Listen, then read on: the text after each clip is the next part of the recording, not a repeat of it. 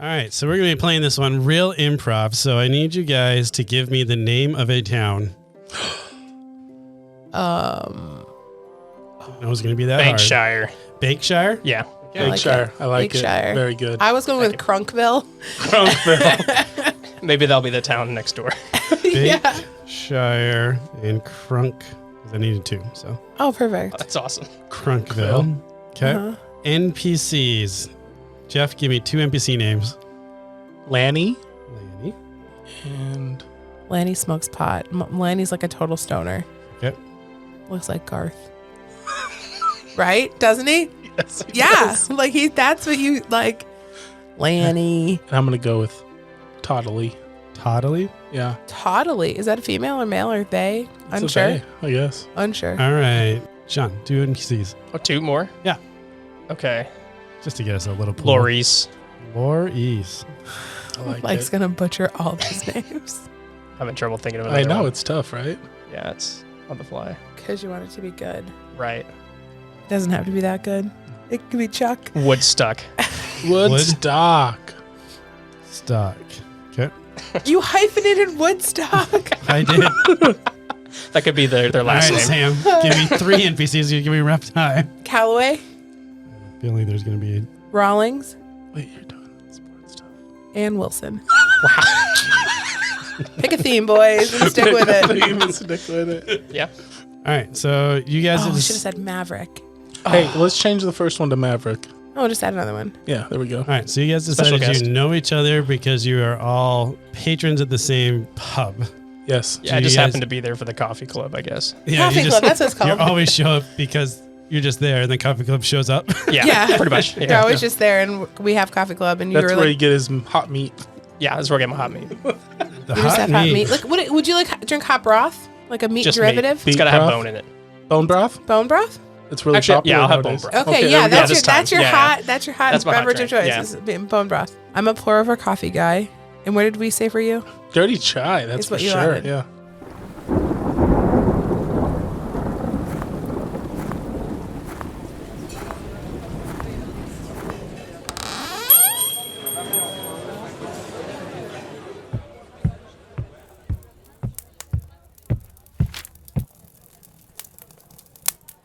Hello, fellow travelers. Today our adventure begins, not with the bard spinning its epic tale, but in the library of the Carriage Rest Inn.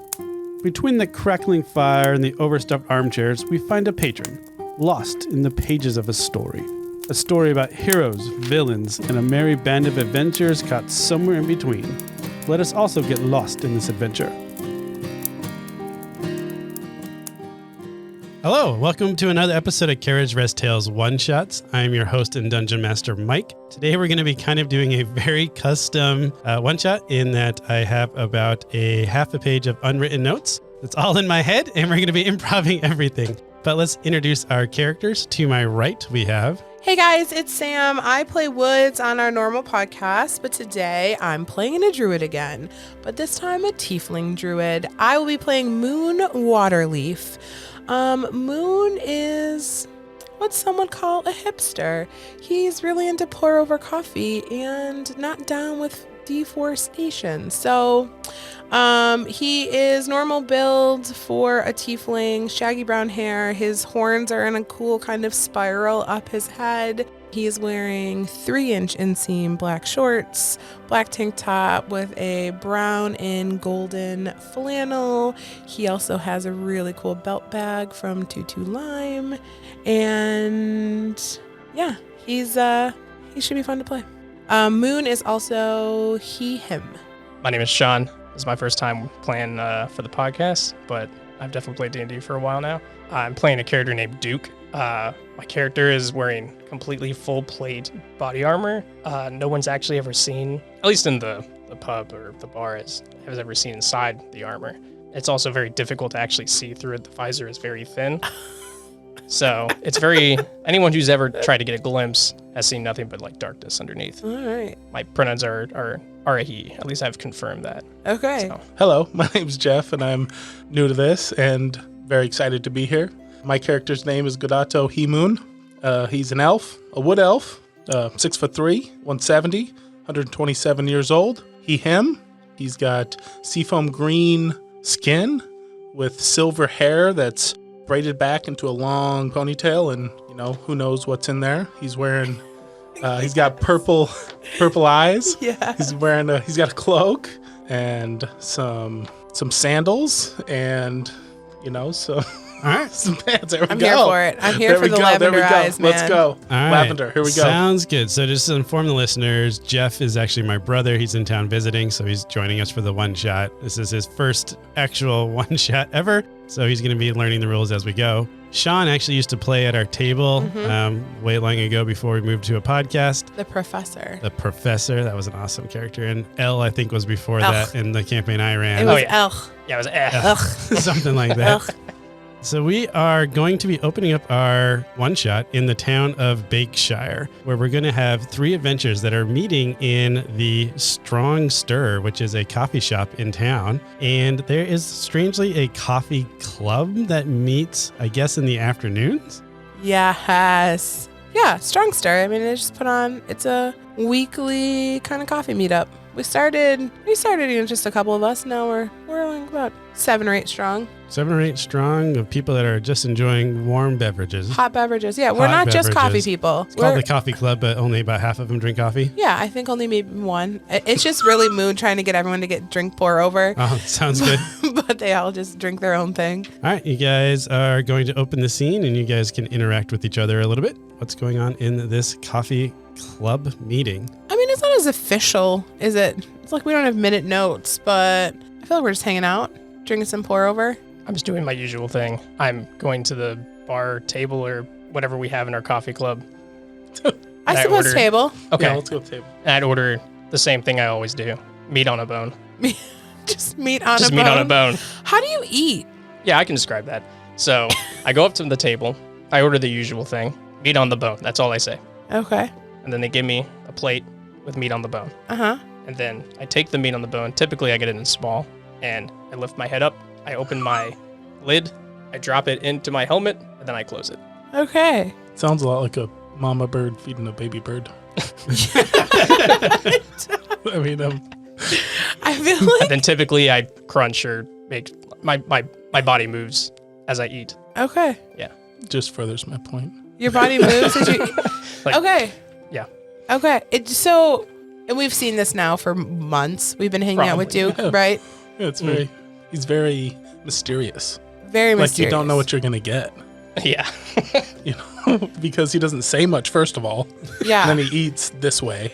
This you is know? true. And he just kind of walks up and says, "Meat on a bone." Meat on a bone. Meat on the know? bone. So, you're kind of like, I don't know, but he's got the armor on, so It's very goodness, interesting. you think he's like he's a good teammate to have.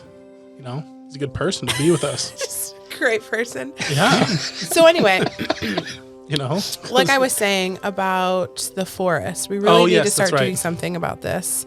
They just continuously cut down our trees. They do. So I was thinking about hanging these parchments. Now I understand the parchments are made out of trees. I get that, but the trees are already cut down. So I was wondering if you would help me.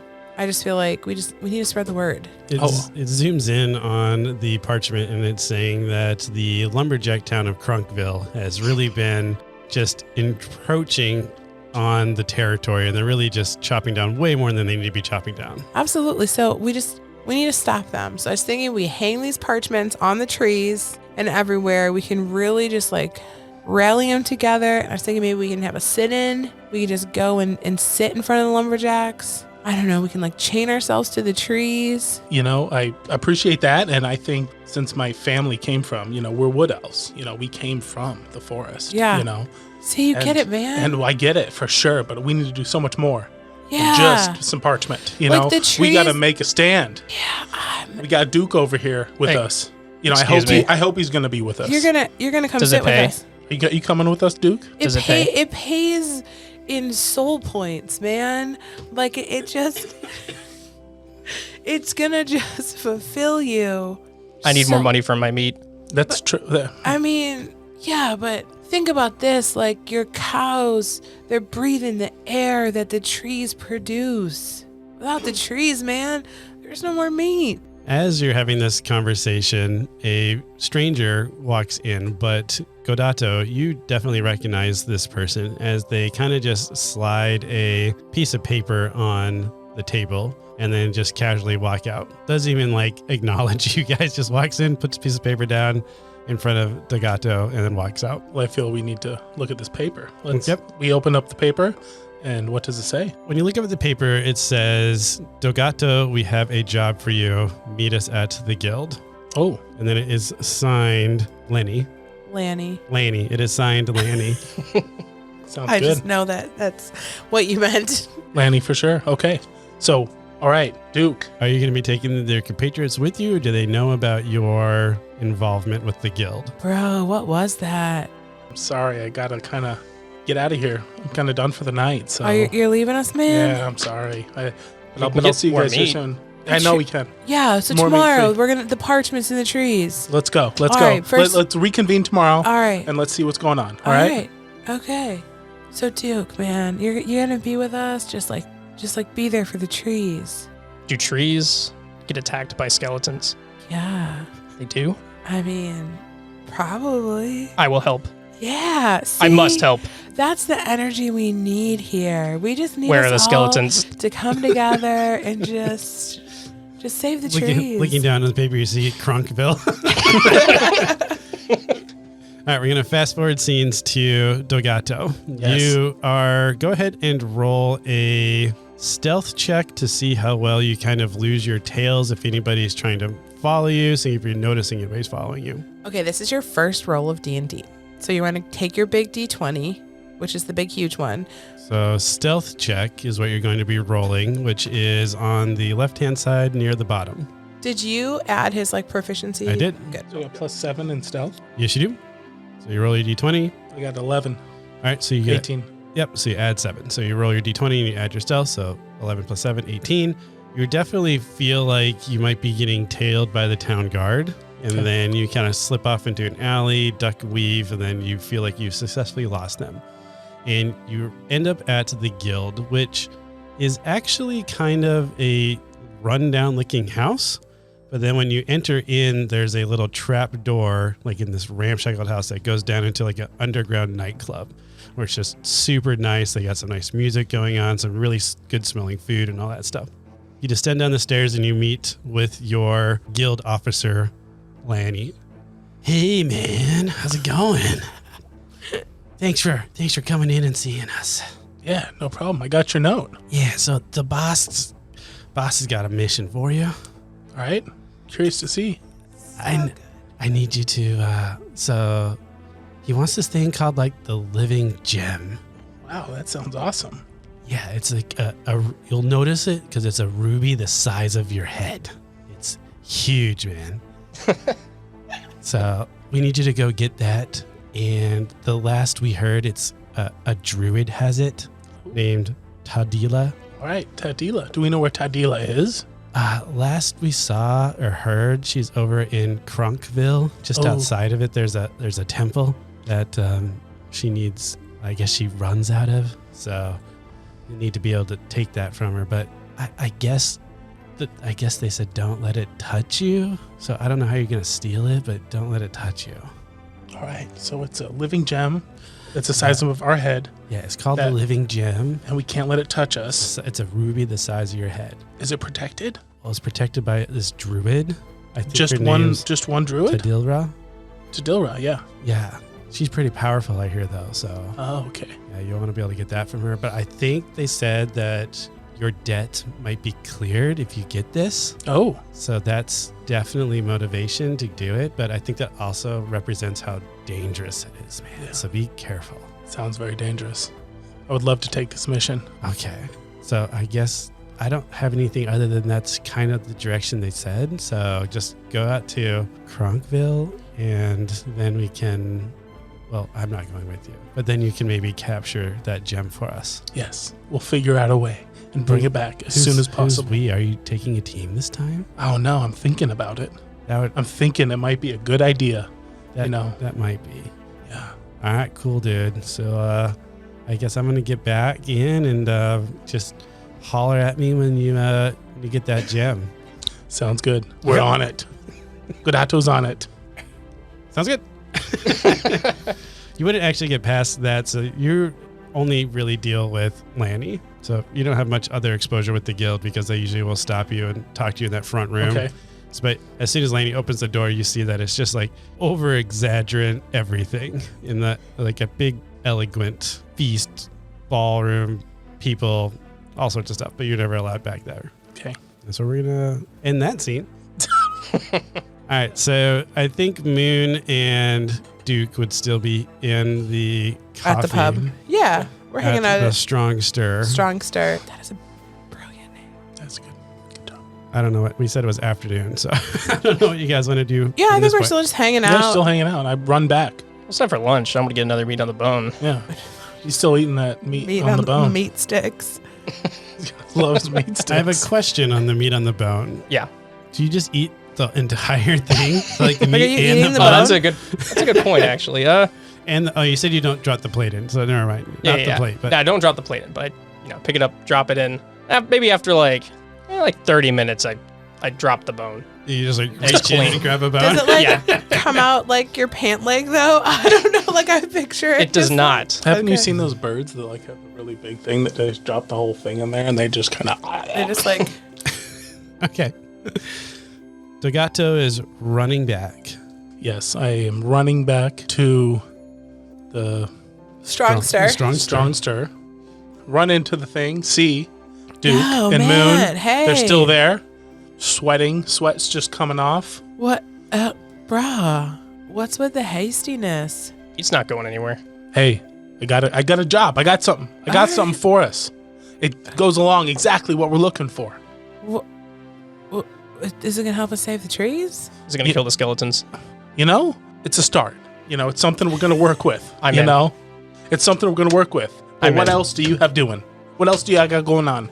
Well, Once I finish got this bone, I'm ready to go. Not as Well, soon I as have we're the- done. Yeah, the trees. the trees, Yeah, man. we're gonna save those trees. All right, We got the trees. all right, Trees are right there. all right. Let's. Yeah, what are we doing? We are going to. You can move the notebook in front of you. That's interesting. All right, I got this notebook right here that says.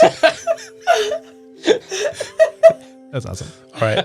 So, yeah, we got this living gem. It's a ruby the size of our head, but I don't know how we're going to get it because they said it's protected by some creature, something that has sorts of power, and we can't touch the actual ruby. So, I don't know how we're going to actually get it.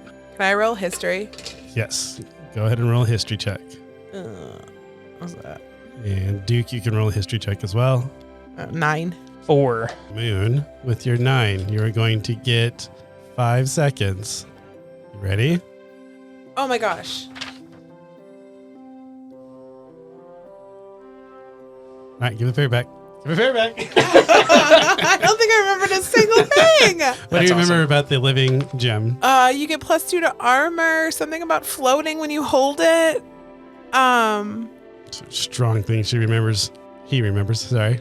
Hold on. I gotta get back in my character voice. Now I'm thinking about Lonnie. The trees, man. All right. So we're this gem. I feel like I heard stories on this gem, man. Like, I think it does things to you.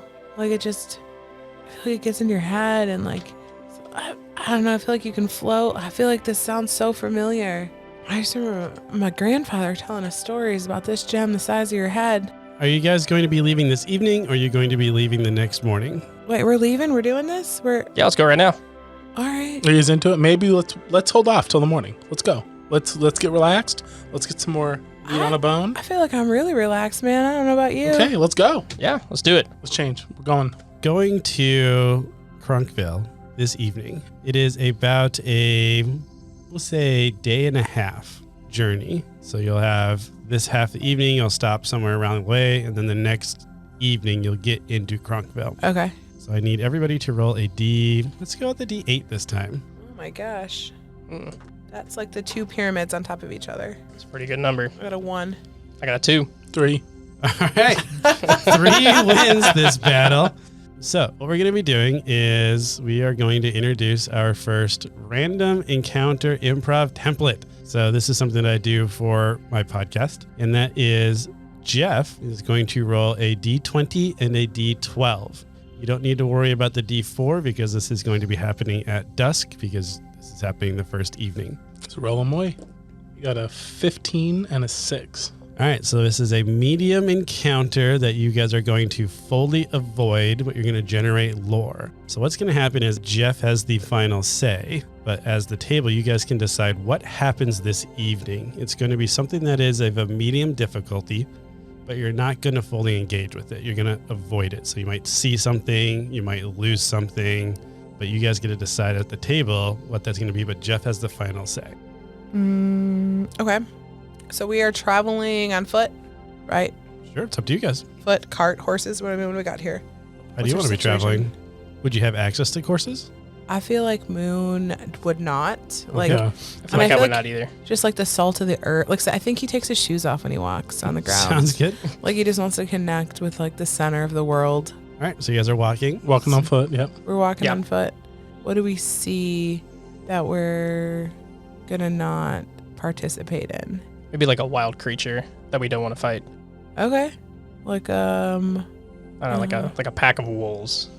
Except it'd be how's it creating lore? it's a good question. What about I feel like I always get this one.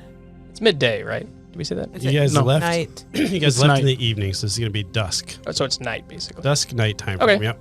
Create lore, does that mean like create interest? No, create lore means like create a storyline. Like it might loop back into the story at I some gotcha. point. Lore is like things that are happening. Adding depth to the world. I think, so it's medium, fully avoid. I think we see someone in the distance scurrying back the other direction. Like a small group of people Okay. going back in the other direction. Okay. And we don't know what they're doing it for. We don't know Got it. anything. oh, and they're carrying somebody. Yeah, they're like carrying somebody Like or bounded. like a they Like on have- a stick. maybe they have a cart behind them Yeah. and they're running with the cart and there's you can see something come out of the cart but Yeah. you don't know exactly what it is Yeah. and they're in a very big hurry to go the opposite direction. But they're in a And distance and they're not threatening or anything like that. they're clinking. They're clinking. They're like ch-ching, ch-ching, ch-ching, ch-ching. Okay, Yep. so how many people are pulling this cart? Let's go with 2 people pulling the cart and then there's maybe 2 other people kind of just looking around and kind of helping scurry or push it or something like that. And I think we see like a hand stick out of the cart Okay. There you go. or a limb of some sort. What is something that Godato has on his persons that is a personal, something that's important to him?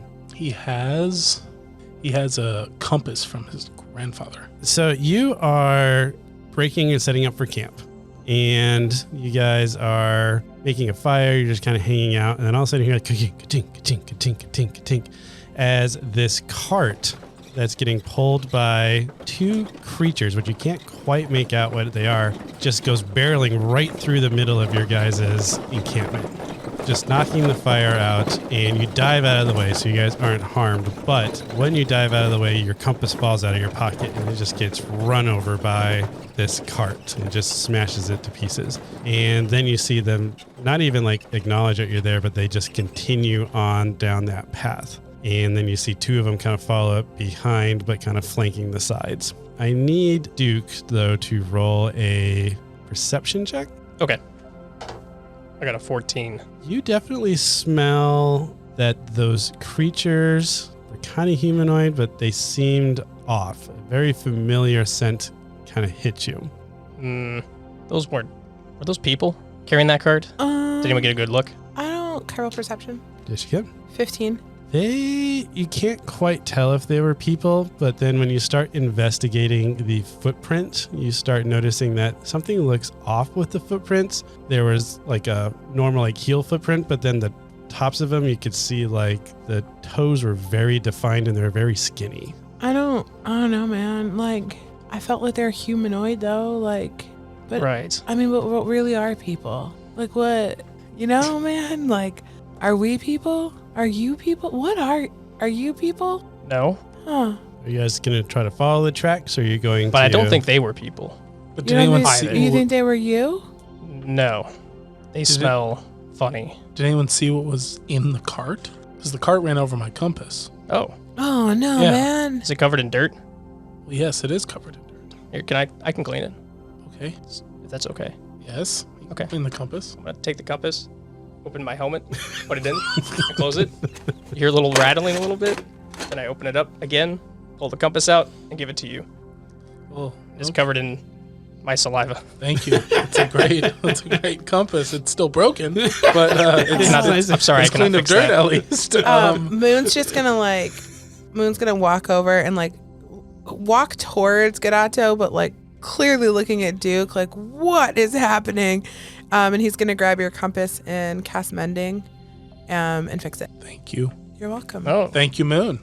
Compass has been fixed. Okay, but does anyone see what is in this cart? no. I thought I saw a hand. Did you? A limb? Did it look like a human hand, or what type of figure or creature was it? I think we're back to that same question. What is people? I mean, what? Am I people? I'm not a and he looks down at his hand. He's just like, am I people? You know? And then he walks over to Duke and picks up Duke's hand. Does it feel different? Is it heavier? I mean, it's in a full suit plate of, suit of armor. I mean, it feels heavy. Solid suit. He's gonna put your hand up to his, so it's their fingers are matching. Are we people? You're people. You're not. And then I'm not a people. He puts his hand on your heart. He's like, Whoa, whoa, whoa. This is holy armor. No touching. okay. No touchy. You can we can shake hands now. All right. He won't touch you. Just hovers. Okay, man. You're not people. All right. So, hey guys, let's make note of this and let's go. Let's continue going. What do you think? Think we should keep going I to think Crunkville? I think we should hang out for the night, man. Okay, let's hang out for the night. And he's gonna druidcraft the fire back up. Okay. And then you guys just spend the night. Yeah, we just hang out. I think there's probably maybe some more conversation around what is people. I feel like we might also ask Garato maybe about his compass. This compass is. Just throwing you to the wolves right I now. have no idea what to say here. Who gave it to you? Can I roll something to get information? You still have to come up with it. So I have to come up with it. Okay. Yeah. Who So- gave? Who? We'll ask some probing questions. I'm digging your compass, man. I feel. Does it just center you to the earth? It does. It centers me and keeps me guided. Keeps me moving in the right direction. Who gave it? It's really nice. Who gave it to you? It's a really good compass. It came from my grandfather, who he was in charge of the Wood Elves. Yeah. You know, and this is a great compass that he had handed down from his family. It's a heirloom. And it just leads us in the right direction. Leads us to greatness and save our kind. The Wood Elf are good people. They're just Yes, we are. they're people, right? This invigorating story continues to the next day, where we're going to have a full day to get to Cronkville. I believe, Sean, you had rolled a 2. Yes. So you get to see what's going to happen during the day. So you're going to roll a D20 and you're going to roll a D12. And in this case, you can roll a D4 as well. So you can see what time of day. Okay. I have 10 for the D20. So 10 is easy. I have a 2 on the D12. Partially engaged. And it's at the dead of night. Alrighty. So it's right at the evening after you guys are having that super fun conversation. Uh-huh. Something is going to happen that you're going to actually have to engage with this time, but it is easy. So you're going to only lose. Go ahead and roll a D6. I don't think I've ever seen you use the big dice. Oh, yeah. I love this thing. 5? 5. All Yeah. right, so lose 5 hit points from whatever this encounter is going to be. Each of us. No, Just me? just him. It's easy, so I'm not going to have everybody do it. All right, so what's happening? I think one of the stray things from the cart maybe was coming back for something. One of the stray figures from Yeah. the cart was coming back Yes. because it thinks it might have seen something. Yeah. So it comes back, and that is when Duke immediately notices that smell is very familiar. You can smell it getting closer to you, and you put together that is an undead creature. And so with that, you kind of immediately shoot up, get your sword, shield ready, and you just don't even announce to your compatriots. They're talking about what are people. And you just barrel into the bushes and start fighting this undead zombie monster. You are going to be able to kill it and perish it, but that's why you took the 5 points of damage as well. Man, what'd you do to the bush? Like, That was no bush. what happened? That was an undead creature. Whoa. I had to perish it. Man, how does that make you feel? Like, that's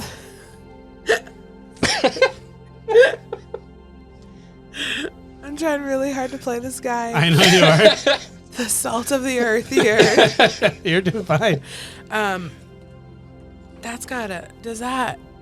takes a piece of you. Do you feel that when you take another life? But they're already dead. Yeah. So I don't really feel... Well, I feel better Yeah. What is dead? when they're like that. I point to the corpse, I guess. Moon's gonna walk over and roll investigation. Okay, what are you trying to investigate? Oh, I just want to see what dead is. Okay. I don't know. I got a 6.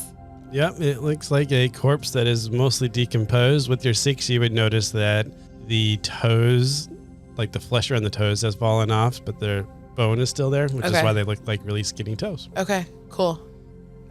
Well, with that, you guys probably would be not feeling the best staying in this campsite anymore. So you would probably set up camp and just start walking towards Cronkville Yeah, through the night. I feel like we're just gonna walk and then just take a midday nap or something, like a siesta. A siesta? Yeah. Halfway down? Yeah. Okay, sounds good. Or meditate for 4 hours. Yeah. Meditate for 4 hours. That's all you need to do. That's all we need to do. Classic Wood Elf. You know, I'll look out for you guys. Thanks. Thank you. I don't know about you, though. I don't know what You should look after me. Are you a human? No, What are you? He walks over to him to see what he is. I'm a dog. You're a dog? I'm a dog. Can you lift up your... My helmet? Yes. Oh, yeah. I'm going to lift my helmet up. Inside, you see a tiny chihuahua on top of a suit of armor. Oh my god. Welcome to playing D&D with Sean. I mean, I expected nothing less. Yep. Whoa. A chihuahua that can talk? So the chihuahua barks, but the suit of armor is imitating, like, It's pretty much magical. my voice. Yes. Is there more than one chihuahua? No, it's just So me. it's It's just just- the one chihuahua. How does the legs move? It is magically enchanted armor that okay. my father made for me. Who is also a chihuahua? No, he was a human. How did you get to be a chihuahua? I was born a chihuahua. And your dad just loved you so much that he created this for you? He made me a suit of armor. Man, that's just that's love. That's circle of life, man. I love that for you. Thank you. And he's gonna like reach in and try to pet you. Oh, no. Well, This is a holy armor. I'm gonna close my lid. Okay. okay. Are you with the team now? I'm with the team. Let's go. He's satisfied and he Duke. wants to move on. Oh, Just take that in stride. Let's go. Moon's just got my priorities. Yep. I'm trying to get my family's name back Yeah. the way it should be. Moon's just like nodding his head, fingers through his belt bag, like, all right, we got a dog. We're just gonna, all right. And he's like, gonna take his shoes off. And he's like, just gonna walk. All right, man. Yeah. As you guys start walking towards Cronkville, you start seeing that their fields have been cleared off quite a bit from lumberjacking and cutting down the trees. And you see that they are building up barricades, like walls, to this town. And Cronkville's a pretty small town, so it seems strange that they're building such an elaborate wall system. But that's what's going on as you guys are walking into town. Most of the townsfolk are out chopping down woods and fashioning them into walls around their city. The walls are wood. Walls are wood. Moon's just gonna like touch it as he walks by and just like feel the energy coming from the wood and like, I guess, man, if you can't be a tree, you can be a wall. And he's a little depressed. He's a little sad, Yeah, I can but see that. understands that like it has its new job. A new job. It's working. It's a working tree still. It's a working tree.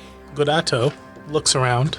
How much is the fence covering? Just because word has made it down to Bakeshire that the logging has been kind of encroaching on them, we'll say that at this point it is probably about 80% done because they have been logging for quite a while. All right. Can I talk to like a villager or something and ask them like, Sure, you can talk to a villager. hey, is the wall to keep out something? Oh, the wall there is to keep out the skeletons that just keep showing up. Skeletons. Yeah, Here? they started showing up. They've been taking our people, and I don't know where they're going, but we've been trying to stop it. And the best thing we can think of is to put a wall up to keep them on one side. Where are these skeletons coming from? Do you know? They're coming from the woods, and then they come in and they attack. And, well, they don't mind just dying, I guess, again. And then they take people, and then they just keep coming. So we've been chopping down these trees to put up these walls, and that's what's going on. Wait, what have you been chopping down? The trays. We've been chopping down the trays to put them into the wall to try to keep the skeletons out. You're knocking this out of the park. I just want to let you know. We tried to send scouts out, but they just don't come back. I think they probably get taken as well. I pull up my hammer and tell the villager, civilian, whoever, I will help defend this town from the menace. That is so That great. is We the do need skeletons. some better fighters up in here to protect the wall and I'm the your- city. Dog. That's awesome. It's awesome, dog. awesome dog. I'm the top dog around here. You look like you got some good armor on you, and you can probably swing a mighty hammer. Yes, I can. All right, I can smash the bones into can dust. you carry wood as well? I can do that, All right. Why don't but we? I get distracted really easily. Okay. Can we maybe let's keep building the wall before the skeletons show up, so that way you can be on the outside of the wall and you can fight Okay. them, and we can be safe Yeah. on the inside. Okay, yeah. Yeah, that sounds great. I like this plan. Okay. Yeah. Moon is just like pushed up against the wall, like face and cheek to it, like just trying to like breathe in the grain of the wall, like be one with the wood. And Godato looks at Duke and says, Duke, Hmm? you want to help them build this wall and then be stuck on the outside of the wall? Yeah. So that way I can fight the skeletons and no one has to be taken from. Moon, appreciate you loving this wall. But hey, team, let's go inside. Let's finish our task. Then we can address the wall situation Look for that from gem. the inside. do you think if we just Have you told them about the gem? I wasn't listening. when you Yes, said yes, that. we did. I was Just there. checking. They're aware Oh, of the yeah, gem. Yeah, okay, sorry. That was at the mighty stir stick, Strong stir. Strong Stir. Yes. So I'm trying to keep them on track as the leader of the group. The leader of the This group. Okay. is so fun not being the leader of the group. So, Jeff, thank you. I'm this happy is to do so it. fun for me. Okay, Moon wants to know that if we could rid the forest of the skeletons, do you feel like they'd stop cutting the tree? There'd be no need for the wall. That Like, makes sense to me. Let's solve the problem. Let's find the solution instead of creating a band-aid. That makes sense. So we find their nest. We found, yeah. Like, let's eradicate this problem I agree. instead of manifesting these. Godato is seriously considering letting them go and continuing this as a solo mission. That's fine. Kurato can do that. But he truly understands the value of a chihuahua and a tree hugger. So Speaking of, as Godato is thinking this, I need Duke to roll let's do Constitution saving throw. Okay. 8. So you are having this thought, thinking like, okay, I can really depend on these people, and then a stick goes flying, like they're trying to like chop a tree down, and a stick goes like shooting off, and all of a sudden this paladin armor just goes running across the field to go grab this stick, and then you're sitting here holding the stick. I'm holding the stick. Oh, okay. I open my helmet, put the stick in, and then close the helmet. So we can cut scenes to Godato. If you want to leave them at the wall to continue doing what they're doing, and you want to do more investigation, you can do that. You are welcome to split the party in D&D. It's always a good idea. Always a great idea. Listen, remember rule 1, always take cure wounds. Rule 2, never split the party. Okay. You never told me the rules. No, you can split the party. They're unfolding. We're not in a dungeon. You're not in the dungeon. You're in a town. It is Dungeons and Dragons, though. It is. That's true. And it's going to be maybe this is a big dungeon. It's going to be a dungeon if the wall gets built. What if this village? It's an outdoor dungeon. This village is just all in our minds. Yeah. We've been in a dungeon the whole time. Okay, so Godato, That's you. Yeah. That's me. That's what I'm saying. I'm stating what I'm going to do. Yes. What's he doing? He runs over because he's very agile and very fast. He runs over to Duke. Okay. Is Moon next to Duke? Yeah, we're hanging out. Yeah, of course you are. Because it's near trees. I mean, exactly. And he grabs the arms of both of them and says, "Hey, team. Yeah. Yeah. Yeah. We can deal with all these issues. We have to work together. Yeah. But first, we have to get that big the gem. ruby the size of your head. All right. Yeah. Yeah. So I need you on board. I'm gonna board. go find some more information. Let's go get this. Come with me. Yeah. Yeah. Well, and then he's gonna like turn around and just touch the wall, and then walk with you. Because the skeletons are still gonna be there, and there might be more of them for us to get. Maybe the ruby. For you, Duke. And the ruby might help us Maybe somehow. the ruby will help us. There's something about floating. Floating, You smashing. gotta hold the ruby and you float. That would make it easier to hit skeletons if I'm above them. All right. Where do Are you on think- board? I'm on board. Let's go. But I'm bringing the stick. Bring the stick. Okay. Is it a big stick? Is it like a club stick? It's like a twig. Okay, sounds good. He's a chihuahua. I mean, I don't know. He has very good strength from the suit That is true. of armor. It could be a tree branch for all we know. Yeah, but I can't eat that. It's too big. Well, I know. Maybe that's why you use it as a club, because you can't eat it. No, I have a warhammer. Okay. I've named it Bone Crusher. I'm glad this is my first time doing this. This is a good one. I like this. So, Godato goes in and asks somebody, Okay. do you know anything So about a ruby? Walking in the top. walking Do you in. know anything? No, Do you know anything? Nope. Where are we going? Rewind. He walks in and what? he walks in the town? past the town. Yeah, Okay, past sounds good. We're in past like the wall. city center. Okay, City in center, and he looks around, and what does he see? So this is a lumberjack town. So you're definitely going to see some shops, a tavern probably.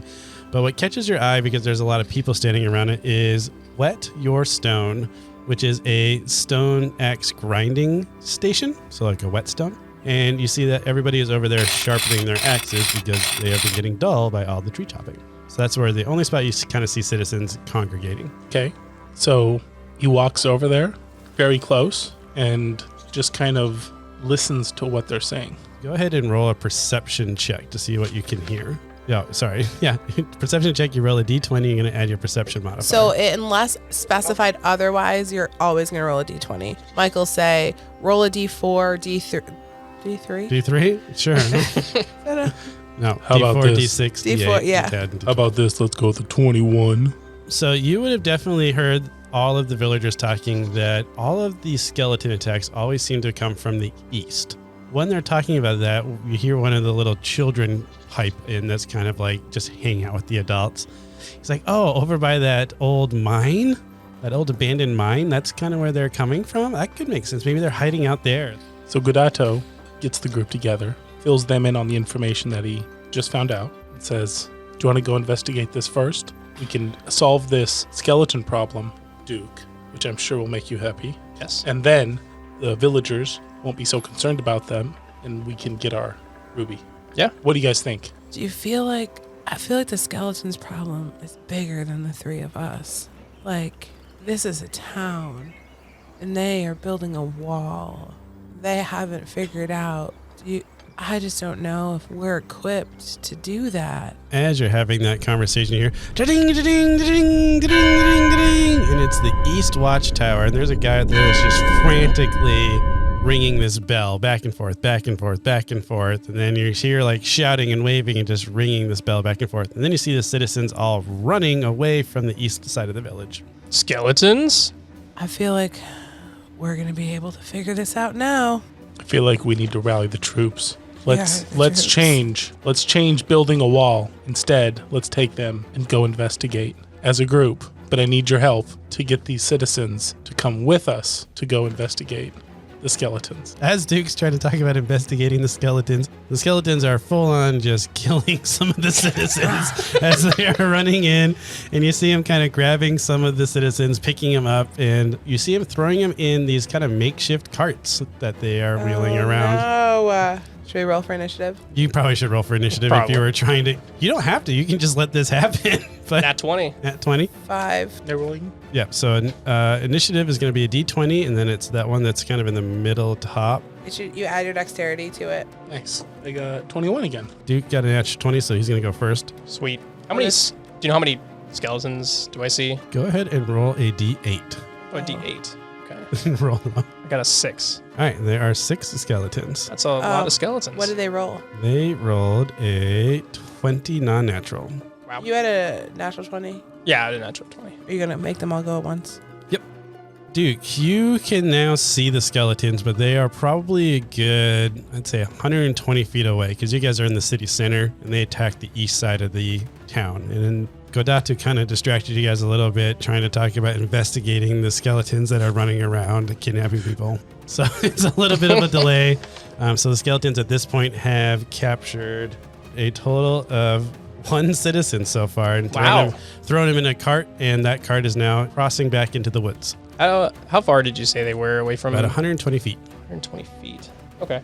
I'm just going to kind of, I guess, do a dash towards them so I can close at least half that gap. Half the distance, so you're going to move. So what he means by a dash, he's going to move 30 feet, and then as an action, instead of attacking, he's going to take dash, which lets him move an additional 30 feet. So he moves 60 feet total. Okay. So they're about 60 feet away from me right now? At least one of them is, but you've used your movement in action. Yep. Okay. Yeah. Oh, my turn there. Enemies, I'm going to say that we'll say 2 of the skeletons see Duke, because Duke is not the quietest person. Especially in a full suit of armor, and he's running full speed sprinting. So he's definitely going to draw some attention. So we're going to have 2 of the skeletons shoot short bows at Duke. An 8 to hit. No. And a 7 to hit. No. Okay, so they're not doing the best. And Duke, go ahead and roll a D20 for me. Okay. I got an 18. They tried to capture one more citizen, but he kicked them free and is currently running across the field, but he's getting chased by 2 other of the skeletons. So you kind of have a citizen running for their life, running kind of perpendicular to where you are. So like you're running towards them and they're kind of, if you're running east, this citizen's running south with 2 of them chasing him. Okay. Yeah. Gotcha. All right. That brings us up to Godato. Okay, so in D&D, you can do a couple of things. I don't know if has Mike explained this to you or not? Kind of, but go ahead. Okay, so you have a movement, you have an action, and then does he have a bonus action? He's a rogue, so he actually has lots of bonus actions. Okay, and then you have bonus action. So you can choose to move places. You can also speak. That's generally free if you wanted to like tell somebody to do something. Okay. So you can like move, you can attack, and then as a rogue, you can do a lot of extra things. I've never played a rogue, so Michael, I have to help you with that. Sean, you've been a rogue before? Right. Actually, I've not. At this point, you have a short bow. Yeah, that's what I was thinking. Am I in position now? You would be a little bit far now, but what you can do as a rogue is a bonus action is actually dash for a rogue. So you can use your 35 feet of movement. Yep, already got that. Then you can use your bonus action to move another 35 feet using the dash function. Mm-hmm. So you can get it 70 feet. So now they're only 50 feet away from you, which is in range for your short bow. So you could sprint over there and as you're sprinting, take your short bow off, and then you could line up a shot for one of the skeletons if you wanted to do that. That sounds great. So you're going to shoot at some of the skeletons that were shooting at Duke, or are you going to shoot for the skeletons that were chasing that citizen? I am, I got to protect my Chihuahua. Okay, so you're going to protect your party. That makes sense. I'm going to protect my party, so All right. I'm using my short bow. Yep, so your short bow, you're going to roll to see if you hit. So you roll the D20 and you add your proficiencies, which I think we said was +5 for your short bow. That is correct. 24. 24 hits, so now you can roll the damage, which is a D6, and I think it's +3, which is your dexterity. That is correct. 5. So 5, is that with the +3 in there? Yes. Okay, so you pull back and you let go and you hit one of the skeletons. It doesn't quite bring it down, but you definitely see that the arrow is sticking into its rib cage, so you know that you got a nice clean shot on it. And it is now kind of looking at you because now you are actually the closest target.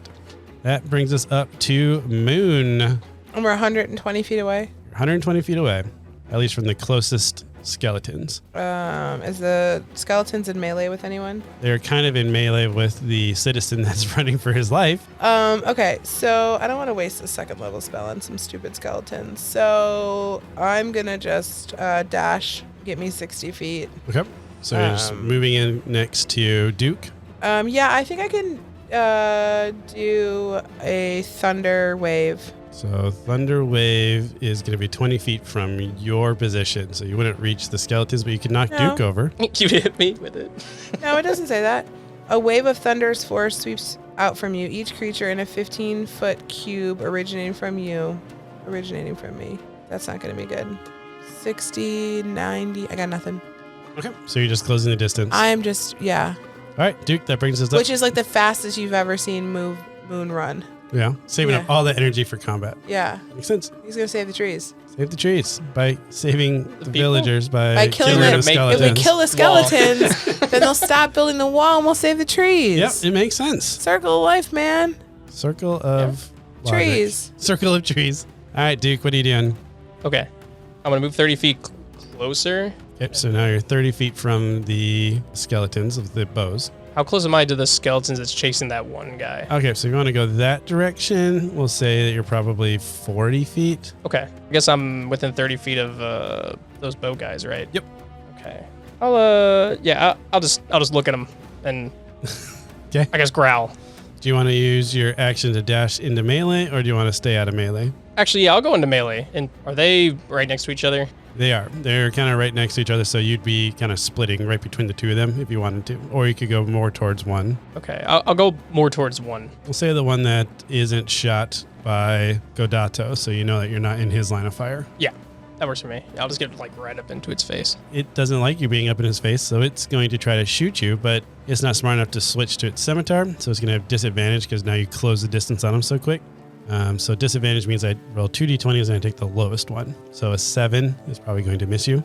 That is correct. And the other skeleton that's actually attacking is going to attack the rogue that just shot it. So Godato, it's shooting back at you for 18 to hit your armor class, which I believe is a 15. Yes. And it's going to hit you for 7 piercing damage as you get hit by a arrow. So you have to track your damage. Now you can do it the simple way, like using tally marks, or you can do it the psychotic way and just add on the sheet The of paper. super hard way of putting a 7 on the piece of paper. Wait, how many am I supposed to have? It's at the very top. You have 27. So I have So 20 now you left? have 20 left. Or you can do the third option and subtract. Oh yeah, who subtracts? Nick subtracts. Nick I'm subtracts. subtracting. I subtract. You subtract? Yeah, I have 31 health Why? compared to my 36. Oh my So gosh, it's I easy. tally mark. I do like 4 and then 1 across. And Different strokes for different folks, you know? All right. The other 2 enemies, we're going to have Dogato roll a d20 for me to see if the citizen has been recaptured. What do I add to Just it? it's a straight roll, so you get 8. an 8. Okay, so the citizen has been overtaken by the zombies that it was chasing, or the skeletons are chasing it, and it is getting dragged back to one of those carts. And that brings us up to Godatu, and actually those other 2 skeletons that were in the fight have already captured their citizen, and they are fleeing more into the woods. So, Where am I up here? Godato, you are about, I think it was 60 or 50 feet away, Mm-hmm. and you were shooting your bow. But you just got shot in return also. So By that same one. by the same one that you shot. So you guys are exchanging fire. 50 feet, you said? 50 feet. Keep in mind, you can do those in, you have a move, an action, and a bonus action, but you can do them in different orders. So if you want to What if I get closer? shoot and then move, or you want Yeah. to move and then shoot, or if you want to move, dash, and melee them, like all these are your options. You don't. Also, you don't. You can just stand still. You can stand still and just shoot, or you can run away.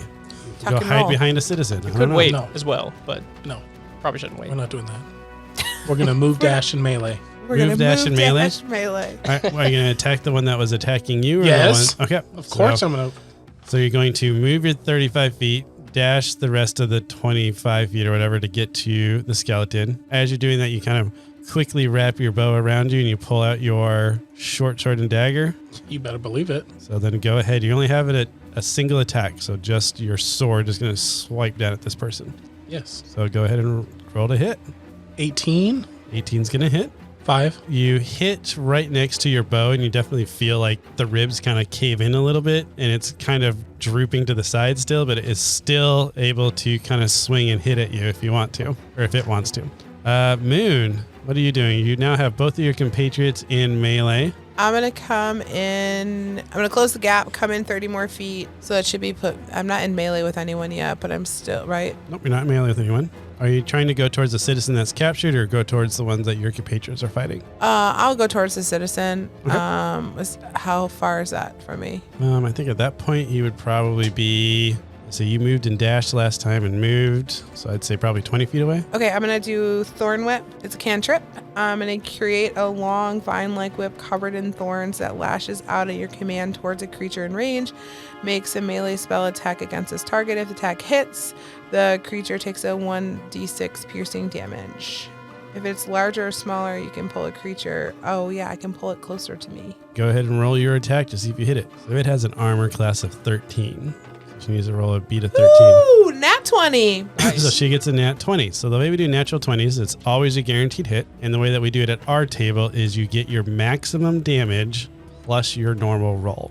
Oh. So what is the maximum damage that Thorn Whip does? 6. So she's going to get 6 damage, and now she gets to also roll the d6. 4, so 10. So 10. So she grabs this skeleton right by the waist and just pulls it over.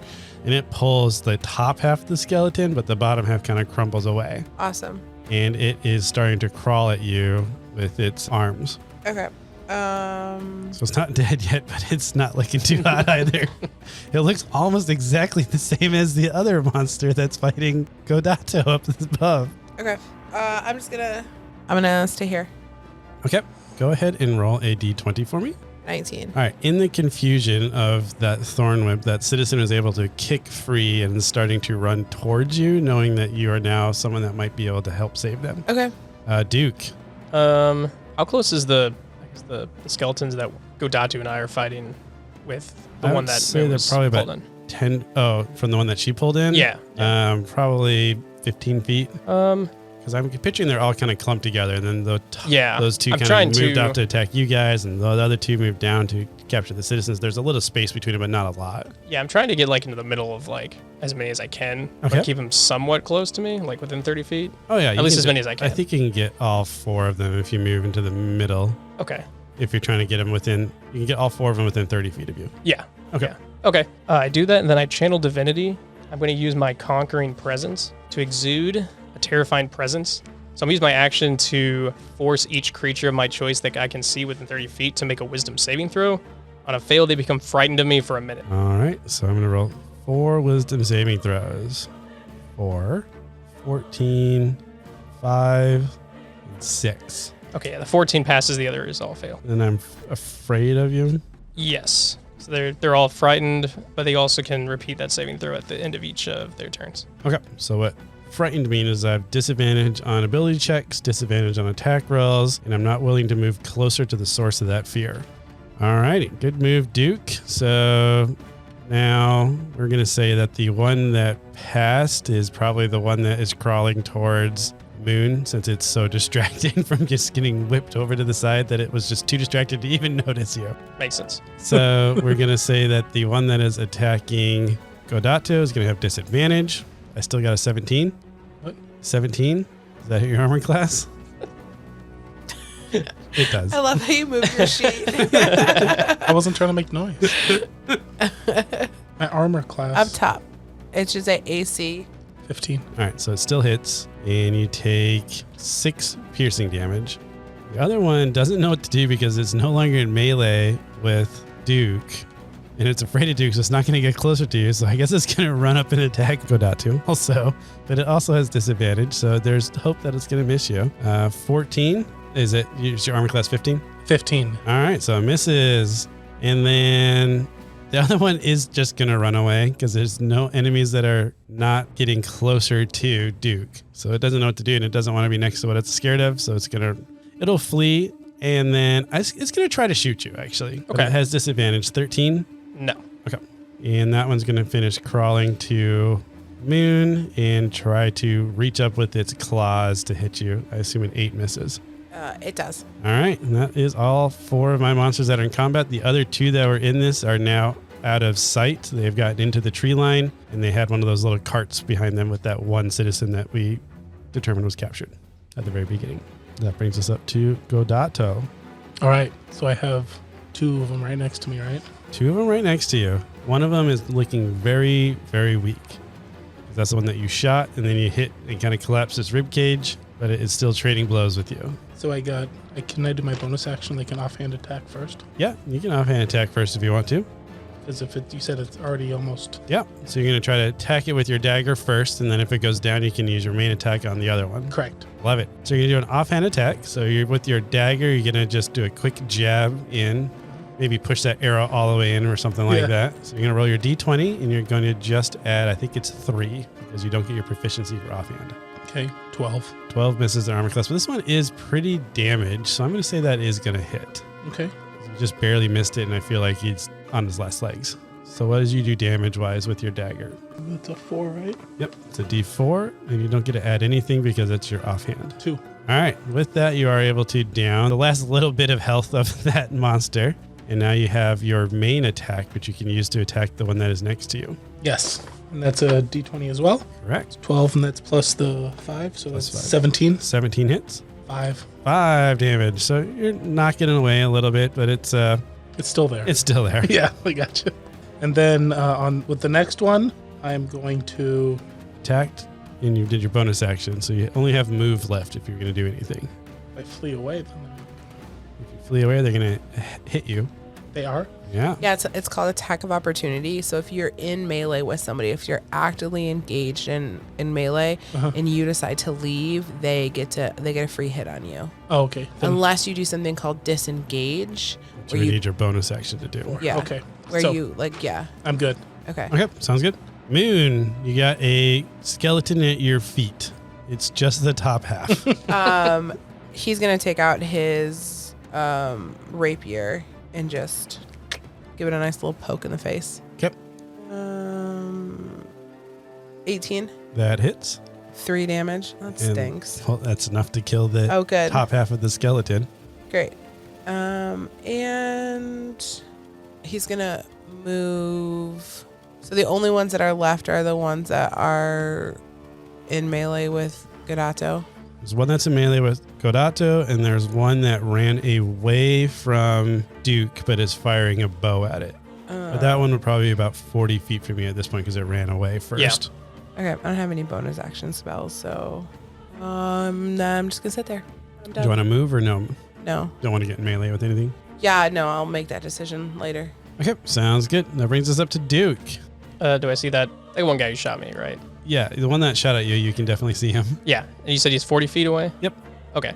I'm going to move 30 feet. Wait, actually, no. I'm not going to do that. He's going to keep backing up. I'm actually going to go look at Godado Okay. and go help my new skeleton slain friend. Okay, sounds good. So I'm going to get up behind that skeleton. And I'm gonna whack it with my hammer. Go ahead and roll. Well, I get to roll advantage because he's a skeleton. You It's do my get a roll favorite, advantage yeah. because of a skeleton, yeah. Yeah. Okay. I got a 18. 18 hits.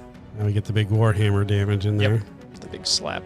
I will do 11 damage. You Nice. absolutely clobber this skeleton because it's distracted by attacking Godato. And you just sneak up behind it stealthily in your plate armor Whack. and just whack it, and it just shatters. Go ahead and roll a Constitution saving throw. I get an 8. So you see Duke slaughter this skeleton and bones go splintering off everywhere. And he gets really excited and like jumps on the ground and like chew picks toy. up a bone and like opens the, go ahead. I open my helmet, put the bone in my helmet, and then I close it. I just sit there for a while. Yep. So I'm going to move Duke's symbol like this so remember to skip his turn next time. Oh. Enemy 1 is the only enemy that's left is the guy that is shooting. I'm going to say he's still going to shoot at Duke, even though he's scared of Duke. Yum, yum, yum. Because now he's extra scared of Duke.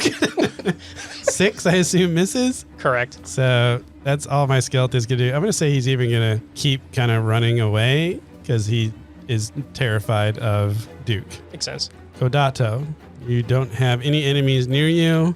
How far away is the... One that is far away from you now is probably about 60 feet from you. So actually reachable distance for your character if you're going to move and dash. That's what I was thinking. You can use your short bow. Or you could shoot. You'd have to move a little bit closer because I think Yeah. the range on short bow is 50, 180 or something like that. Let's move and use a short bow. So you're going to move in thin range. So we'll say you move 20 feet or so, just enough forward that you can get in range. And you're going to use your short bow to try to hit this skeleton. 24. 24 hits. Nice. It's a D6 plus 3. 8. 8. Nice Yeah. big hit. Big hit. So you're going to shoot this arrow and it hit kind of the leg of the skeleton and it falls off. So now it's kind of hopping away, but it is still in the fight, but it's just definitely not doing good and its movement speed is severely limited. Okay, so how far am I from the hobbling skeleton? It would have moved again, and I think you were 40 feet from it before, so 60 feet, 65 feet. I'm gonna go to Atta and be like, yeah, man, get him. Okay, what are you going to do then? Nothing. Okay, sounds good. Go ahead and roll a perception check. A 15. You notice that when you're looking at Godato, right above him, something catches your eye. Okay. You're like, that's weird. And then you focus on it a little bit closer, and there is a little eyeball that is looking at Dogato floating in the sky. Huh. And that brings us up to Duke, which his turn is Nom, being nom, skipped. nom. And then there's going to be the skeleton at this point looks down and realizes it has a leg that's missing. So is going to just pick its bow up and just not worry about fleeing anymore, and is going to shoot the person that is dealing it damage. A 10 to hit. No. That's all it can do. It's not going to try to run away because it can't. So that brings us up to Dogato. You're going to try to finish this skeleton off. Yes. All right, let's see if you actually hit it. What do you get? 5. All right, so you shoot the exact same leg, but it's not there. So you've shot 3 arrows now, by the way. And that is your action. So you still have a bonus action and you have a movement left. Did you make him an arrow tracker? He only has 5 arrows. Yeah, we rolled for that early before. Oh, man. Hold on. Hold the phone. I have been playing with you for years, and you've never made me a cool little arrow tracker. All the boys always get the fun things. You Thanks, have Mike. a bonus action and a movement left if So you I want to do anything. could move within range and use my offhand attack. So you've already used your two-handed weapon, so you can't use offhand attack. I cannot. Yes. Oh, because I Yeah. used the bow. I got you. So offhand attacks only work if you're using 2 one-handed weapons. But if you're using a two-handed weapon, you don't have a free hand anymore. So you can move or you can stay there. I would take your bonus action to try to maybe hide. So you can maybe move behind a tree and hide. Let's do that. Let's hide. So that way that if he looks to shoot back at you, you're not just standing there waiting as an easy target for it. Let's do that. Thanks. So you see that there's a field nearby, one of the trees they haven't chopped down yet, and you just kind of sprint over there and quickly duck behind the tree, and you roll a stealth check just to see how quickly you're able to do this and see if you actually will get advantage on your next attack. Stealth is the D20, and you add your stealth modifier, which is at the bottom, which I think was +7. Yeah. 14. You feel like you found a pretty good spot. You kind of ducked into some grass and then ducked behind this tree. And that brings us up to Moon. I notice that there's a tree. So I'm going to go join him in the tree. Like, just hang out. Are you going to do anything with the eyeball Oh, that you had seen? Yeah. So I guess I'm gonna close. I'm gonna go towards the eye. Is it following him? It is not following him. As Godatu kind of runs behind the tree, you see that the eye doesn't necessarily track him, but it is looking like scanning the battle. Yeah, this feels a little Big Brother to me, and I'm not digging that. So I'm gonna go poke the eye with my rapier. As you poke the eye with your rapier, it doesn't flinch or anything like that. It dissolves into like a sand Okay. that just kind of falls to the ground. And go ahead and roll a history check again. 10. With your 10 and the eye that you just saw, you would remember that one of the abilities of the living gem is the caster, or the owner of the gem, is able to create a small spectral floating eye that they can magically move and see through. Okay. All right, Duke. After enjoying my treat, Yep. I decide, they're still skeletons. I must vanquish them. Okay. So I'm gonna look around and see. The only one you see left is the one that's got one leg that is hobbling around, Just trying to get away. trying to get away. And he's Okay. about, I'd say, I think 60 feet from you. 60 feet. Okay. Yeah, I'll move 30 feet closer to him. Okay. And I just remembered that I have a javelin. Sweet. So I'm gonna pull it out and chuck it at him. Throw the javelin. Love it. I don't remember. Do I have to roll like a dex for throwing it compared to like doing melee? Or is it still strength based? I think javelins are still strength based. Okay. So I think for the javelin, you're not worried about trying to like pinpoint a spot. I think you're just trying to pass it through the person. Okay. Yeah. So I'll give it a roll here. Okay. I'm gonna take the higher one, and that's gonna be a 15. Okay. 15 hits. All right. Javelin is a d6, and I got that's 9 piercing damage. All right. Yep. You just knock the other leg off of this skeleton, and it falls down and just shatters. Cool. And you guys are successfully out of combat.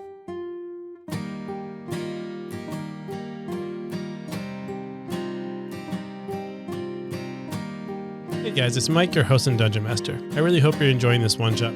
If you're enjoying the content, please share it with your friends. Let them know about this exciting podcast. And then also make sure to check out our actual podcast, Carriage Rest Tales. You can find Carriage Rest Tales on any of the podcast platforms or on the website where you're listening to this episode as well. In addition, if you are enjoying the podcast, please consider giving us a 5-star review. That's going to increase our visibility and hopefully get us out there in front of more listeners. And without further ado, let's continue the episode.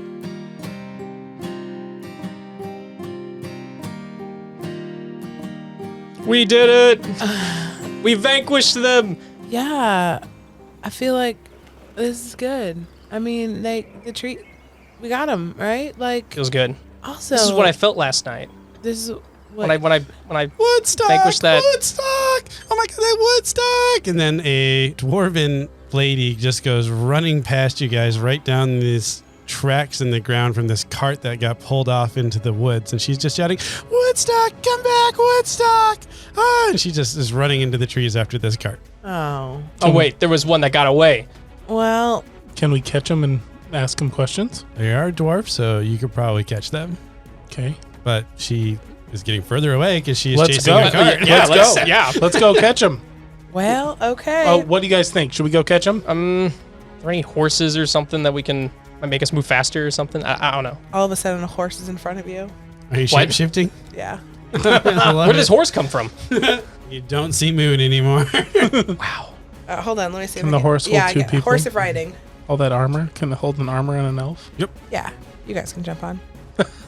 2-person. Do you get on? Yes, Yeah, of course we get on. I asked Okay. for a horse and a horse appeared. we're gonna ride towards the. We're gonna catch up. To the dwarf? Yeah. Yep. All right, so you guys have this conversation. The dwarf kind of runs maybe like 3 turns, so they make it a total of about 75 feet.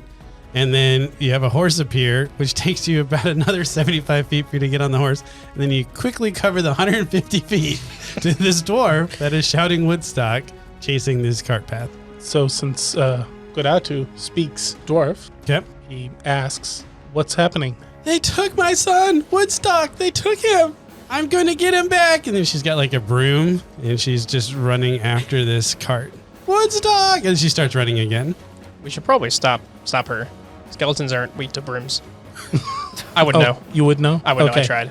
So we stop her, tell her we are going to save her son.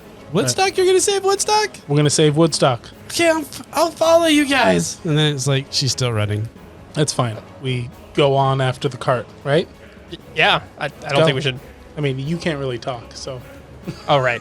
she can't talk.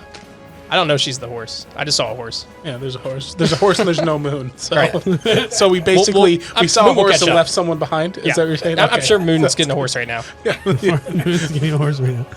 All right, so it doesn't take you guys long to catch up to these skeletons because there's 2 of them and they are hauling a cart. So you guys are on horseback. They are calling a cart. We can go ahead and roll initiative if you want to see the order that you're going in. Can Moon go first?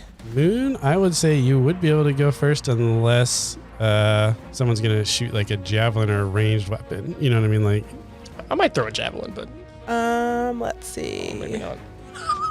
did you I roll got one? an No, I got 11. a 7. Okay. I have an 11 All right. to So a horse. horse goes first. So the horse is gonna. First of all, the horse needs a name. Horsey? No. Let's see. I'm Moon. Starlight. Starlight. Okay. So Starlight is going to gallop. He sees the cart. He's going to pick up some speed. And then we're going to just barrel right like in front of like, we're like coming up towards it. And then we're going to barrel right over and like knock the 2 skeletons off the cart. Okay, well, they're pulling the cart like a rickshaw. Yeah, I know. Okay. We're going to like just crash into the cart. Crashing into the cart. Crashing into the cart. Alrighty, go ahead and roll a d20. 'Cause I don't know what else to do for 18. strength, I guess, or strength modifier. 22, 21. All right, and then what is the attack for a horse? Is there an attack for a horse? Yeah, I can hoove. You can hoove. Okay, I what got is a plus what 5. is the hoove? So bludgeoning, plus 5. damning. Yeah. Plus 5 bludgeoning damage. Dang. 2d4 plus 3. All right, roll it up. 2d4 plus 3. All right. Interesting strategy. 4, 6, 7, 8, 9. So you roll 9 damage to these skeletons as you plowed through them and the cart. Let's go ahead and have Sean go ahead and roll 2d4. 2d4. Yes. I want to borrow that. Yeah. Just want the total. Yes. I got a 5. You dealt how much damage? 9? 9. All right. As you crash into this cart, you see a little dwarven child go flying out of the cart Okay. as it hits a head on a rock. Oh no! And falls unconscious. Oh no! But it hasn't died somehow because it still has 1 hit point left. Wait, who's in front of the horse? This is morbid. Is The horse is now in front of the cart. I mean, like in terms of seating arrangement, like, am I in the front or is Godado in the front? I would picture the armor would be in front. Okay, I'm just in front. because Godado's like trying to like peek around. I'm like, what is going on? I swear I didn't tell the horse to do this. So the horse now is like, has like mounted up in front of the cart and like very proud and like does the thing where like picks his feet up and puts it down and like he wants to get hitched up to the cart. Like he wants to pull the cart. Okay, so the cart's a little broken and shattered, but you can probably pull it still. Yeah. All right. And he's like, huh. That's So a bad neigh. How do you like neigh? Neigh. Very good. All right. But then there's a dwarven child that's laying off to the side, and then there's 2 skeletons that are now getting up. And I guess if you are you guys still on the back of this horse? No, we definitely jumped off the horse. So go ahead, and who wants to go next? Because the skeletons are going to go last, since they are kind of got surprised in this round. What'd you roll in your initiative? I got a 7. What'd you roll? I didn't roll. Oh, roll initiative. D20 plus dex. 7. Okay. Oh, good. You both had Oh. 7s. Well, your dex is higher than mine. All I have right. a 0. So, Godato, you to go first. So we have 2 skeletons that are on the ground. They just got trampled on. There's a lot of chaos. They're very confused. Do we leave the child just sitting there with 1 life left? Or do we go at That's how like I'll take the skeletons. You save the child. that's how like you decide who you are as a character. Oh, okay. That's Okay, I'm definitely gonna go save the. Oh. You're going to save the child? Yes. How are you going to save the child? What are you doing? How far away am I? You'll be able to reach either of them easily because you guys literally just ran into this car. They're all within range. It's a horse. They're stupid. No, it's fine. They just want to roll. You just dealt so much damage. I was like, commoners don't have that much health. So I wanted to see which way that went. So I'm happy I'm happy how it turned out. That worked out really well. You can use a medicine check. If that's what you're looking for. Do I have that? Yes. So everyone has medicine. Oh, I have +3 for medicine. Yep. So if I'm already there, I'm gonna use a medicine check. Yep. So what you'll do is you'll run over to the downed child, and then you're going to roll a medicine check to see how well you are able to address their wounds or assess their wounds. So it's a D20, and then you add your whatever medicine modifiers. 16. So you are able to see that he's got a pretty bad cut on his head, and he's bleeding pretty badly from his head. So you quickly like rip off one of your sleeves like they do in the movies, and you're able to tie it around their head, and you get a nice cinch, and it starts to kind of get red, but then it kind of doesn't continue to bleed. So you've stopped the bleeding. So this child is probably going to make it as long as it doesn't get hit by a skeleton at some point.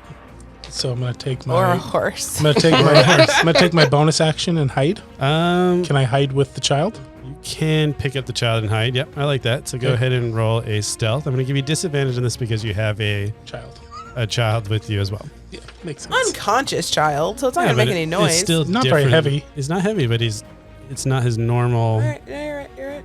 What does disadvantage mean? So disadvantage means you're going to roll 2d20 and you're going to take the lowest of the numbers. You just roll it twice. One. Oh, I don't need to roll it again. Okay. 1. But roll it again, just for fun. See if it's a double one. 20. Oh, Dude, that's rough. funny. Dang. 1 All right. and 20. that I'm was gonna your- take the 20, please. Whoa, first of all, All right, so very difficult to do. you rip off your sleeve, bandage up this child's head, make sure he's okay. You pick him up, and you're like, "There's a tree I can hide behind," and you run to hide behind the tree, and you just knock his head right on the side of the No. tree. And now he starts bleeding from the other side. You're like, ah. So you rip your other sleeve off. And you tie it around his head, so now you've got a tank top now on instead of your long sleeve elegant stuff. And that's gonna bring us up to Duke. Is he okay? He's fine, yeah. Okay, but we're not hidden. You're not hitting it all. Okay. I'm gonna activate my Ring of Jumping Okay. as a bonus action. So it basically casts the jump spell on me, which if my jump distance is basically tripled, and then I'm gonna jump on top of a skeleton. All right. You're gonna jump up and then just land on him really hard. Yeah, like All a right. big Like body WD slam. Smackdown. Yeah, exactly. Go ahead and he's on the ground already, so you're gonna have advantage on your elbow drop. And go ahead and I guess it would be strength base. Makes sense. It's gonna be a big one. What would I add? Just like my strength to it. Strength, I think. Okay. Yeah. I got a total of 20. Okay. So you're definitely gonna hit him, and you said it tripled your jump. Yes. So Jump distance. jump distance. So you at least would get 10 feet in the air if you were jumping up. Right. So that's at least a d6. Okay. So d6 plus strength. Makes sense to me. I'm just trying to use fall damage Yeah. in reverse here. Yeah, I got 8 elbow smashing Yep. damage. So you Nice. shatter right through the rib cage of that skeleton, and go ahead and roll a Constitution saving throw. I got a 10. Ties go to the attacker in your case, so you succeed. So you Right. do not get distracted by the new bones that are available to you. That's good. Enemies, Oh. enemies seeing Okay. your compatriot kind of get smashed is going to just roll over and then try to like stab its sword into you, because you're all just laying on the ground at this point. And it's going to try to stab its sword in to hit you, and it's going to get a crit fail. Ooh. So it's going to, what would a crit fail happen with? Are there 3 skeletons on the ground? Nope, there's only one skeleton left, and he just failed. And me on top of And he his went friend. to go like stab it. Yep. He like stabs himself instead. Okay. Yep. Like he like has it there spun around. Yep. Works for me. And he impales himself, and he perishes. Yeah. Yeah. Heck yeah. That ends that combat. And you guys have a double bandaged, unconscious dwarven child in the arms of the elf, And a horse. and a horse next to a cart that's basically got 1 3/4 wheels. And it's very regal. The horse is very regal. It's a Clydesdale. And it's got big fluffy feet. And he's just like, again, like does the like double stomp thing, like ready to move this cart. And it's out for dwarves. Yeah. I mean, get in my way. I don't know what to tell you. What are you guys gonna do? Godado, can I see the child? They look like Please do. it doesn't look like they look Please very do. well. I'm gonna. What do those skeletons do? I didn't know there was a hidden skeleton. I'm gonna cast Lay on Hands onto the child. Okay. I need it. Yeah, you get 25, I think. I get 20 health. 20. Okay. I'm gonna give it a. He's unconscious, right? Yeah, he's unconscious, and you know that from just your experience in the healing that citizens don't have much health. Okay, I'm just gonna give him 1 health. Okay, sounds good. Just enough to basically close up all the wounds, and he'll still probably be unconscious just from the traumatic brain injuries. Yeah, how old is he? Go ahead and roll a d12. Me? I'm going to have Sam do it because she asked the age. Oh, okay. 5. It is a 5-year-old dwarven child. It's fine. It's fine. His brain's got plenty of time to grow. Yes, it does. Not a big deal. Okay. So now you have a non-bleeding, unconscious dwarven child, a Clydesdale in front of a cart. And again, the Clydesdale's just like just like huffing over there. We saved Woodstock, right? You did. Yeah, it's Woodstock. We did. Yeah. Has mom caught up yet? No, mom's going to take a while. Thank God. All right, team. What are we doing? Are we Probably should give Woodstock back to mom mom. Yeah. on the horse? Yeah, on the horse. Yeah. Yeah. All right, so Do that. a few minutes later, the mom arrives. Oh, Woodstock, what did those skeletons do to you? Oh, thank you for cleaning up his bandages, or cleaning up his wounds. And she sees, like, your sleeves tied around his head. Oh, The glistening thank you. muscles are. in the glistening sun. Yes. Oh, thank you. I'll make sure to get him back and get him to a healer. Thank you for saving my son. You're welcome. All a day's work, man. You're welcome. And then she'll start walking back to Bronkville Before she walks back, before she walks back. we ask her if she knows anything. About? Ruby, the size of your head. Because I speak dwarf. Oh, you speak dwarf. I do. That Forget is the one- fact that she's talking in common this entire time. Well, I know dwarf But too. you just but- randomly start speaking But I speak dwarven. it. I say it in dwarf, so she knows that we're like. Yeah, Yeah. there's a little bit Yeah. more Simpatico. respect. Respect. Yeah, exactly. So in dwarf, she says, a ruby the size of your head, that would be an awesome ruby. And then you think back to the size of that town that you were just in. It's not that big. It's not that fancy. A ruby that size would definitely draw attention that the town doesn't know of. So you suspect that she doesn't know anything about this ruby. Cool. But you also know more information to kind of help you with D&D. You know more that it's just a ruby the size of your head. You also know that there was a druid that was in possession of it, Oh, which you would ask her about the druid Tadila. do you know anything about the druid Tadila? I don't know anything about Tadila, but there is this crazy lady that kind of lives out in the woods, and she kind of comes by every once. She never comes into the village, but she kind of looks out, and she's kind of got like antlers and kind of like a barky skin. And I don't know, she just gives us the creeps. We don't really talk to her. She doesn't seem to harm us at all, but maybe that's who you're looking for. Do you know where or what direction outside of the village is she? I guess now that I think about it, usually oh my gosh, is she connected to the skeletons? We didn't even think of it. She lives somewhere east as well, and the skeletons come from the east. Why didn't we think about this? Our quests, That's they what- align. That's what we're here for, ma'am. Oh, you're going to save the village? That's what you're here for, to save the village? Thank you. Not only did you save Woodstock, but you're going to save the village as well? This is such a good day. You know, Sing Please. praises of you. please take care of Woodstock. I will. We are on our mission. I'll tell Moon to meet us here Who's been a Moon? while. Who's Moon? since we've seen Moon. Oh, is that the person that came in with you? If I see her in town, I will. If I see him in town, I'll let you know. Okay, thank you. Meanwhile, the horse does the whole 2-foot thing again. This horse is Wags really its tail. impatient. This horse is really impatient. And then the mom's going to excuse herself carrying Woodstock back to town. Very good. And the horse, the chihuahua, and the elf are on. Moving on. Moving on. Did you hook the cart up to me? No, it doesn't work. I'm not going. It doesn't work. I'm not going. We're going to Okay, get how long does your on. wild shape last for? 2 hours. Are you going to stay there for the whole 2 hours? Well, I'm gonna hope they figure it out. I'm gonna look back at the cart. I'm gonna even kick the cart with tap it with my back of my foot. We could try to put the cart on the horse. Fine. No, Figure why it The out. not? horse wants the cart. Let's do it. Let's put the cart on the horse. Okay. Or try to. Yeah, try to. I'll say I mean, you're the hitch able- will probably work, but it won't wheel very well. Yep, I'll say you're able to get it all hooked up, except for you do notice that it's 1 3/4 wheels. So it's definitely going to clink and maybe teeter a little bit on one side. That's fine, but we're moving. It's up to you. They've hooked it up. Are Yeah, heck yeah, I'm moving. Which way are you going? It's a stubborn We're gonna go back. Clydesdale. We're just gonna take a big loop back around and walk back to town. Why? What? Why are we going back to town? This horse is a mind of its No, own. no, we're not going Are you back just to making town. loops around town? We're supposed Lead to us go to the east. skeletons. We're going Oh, east. Okay, I'm sorry. I feel Are we like gonna leave the horse? Moon, where's Moon? Like, I'm pretty sure Moon, Moon would would know know better. better. Oh yeah. Maybe. if I start to go that way and you auto correct me with my little reins, I'll go where you want me to go. Very good. Yeah, I just wanted the cart. For some reason. Okay. I mean, I We guess. need a cart. I mean, I guess it will help us carry the ruby. Oh, that's So that's good. We can't touch We it. can't touch it, so it's gonna be in the cart. Good looking out. See? That's a good point. You're sea welcome. biscuit or whatever. See this See, Starlight. I know it wasn't sea biscuit. I forgot what it was. Starlight. Starlight. There we go.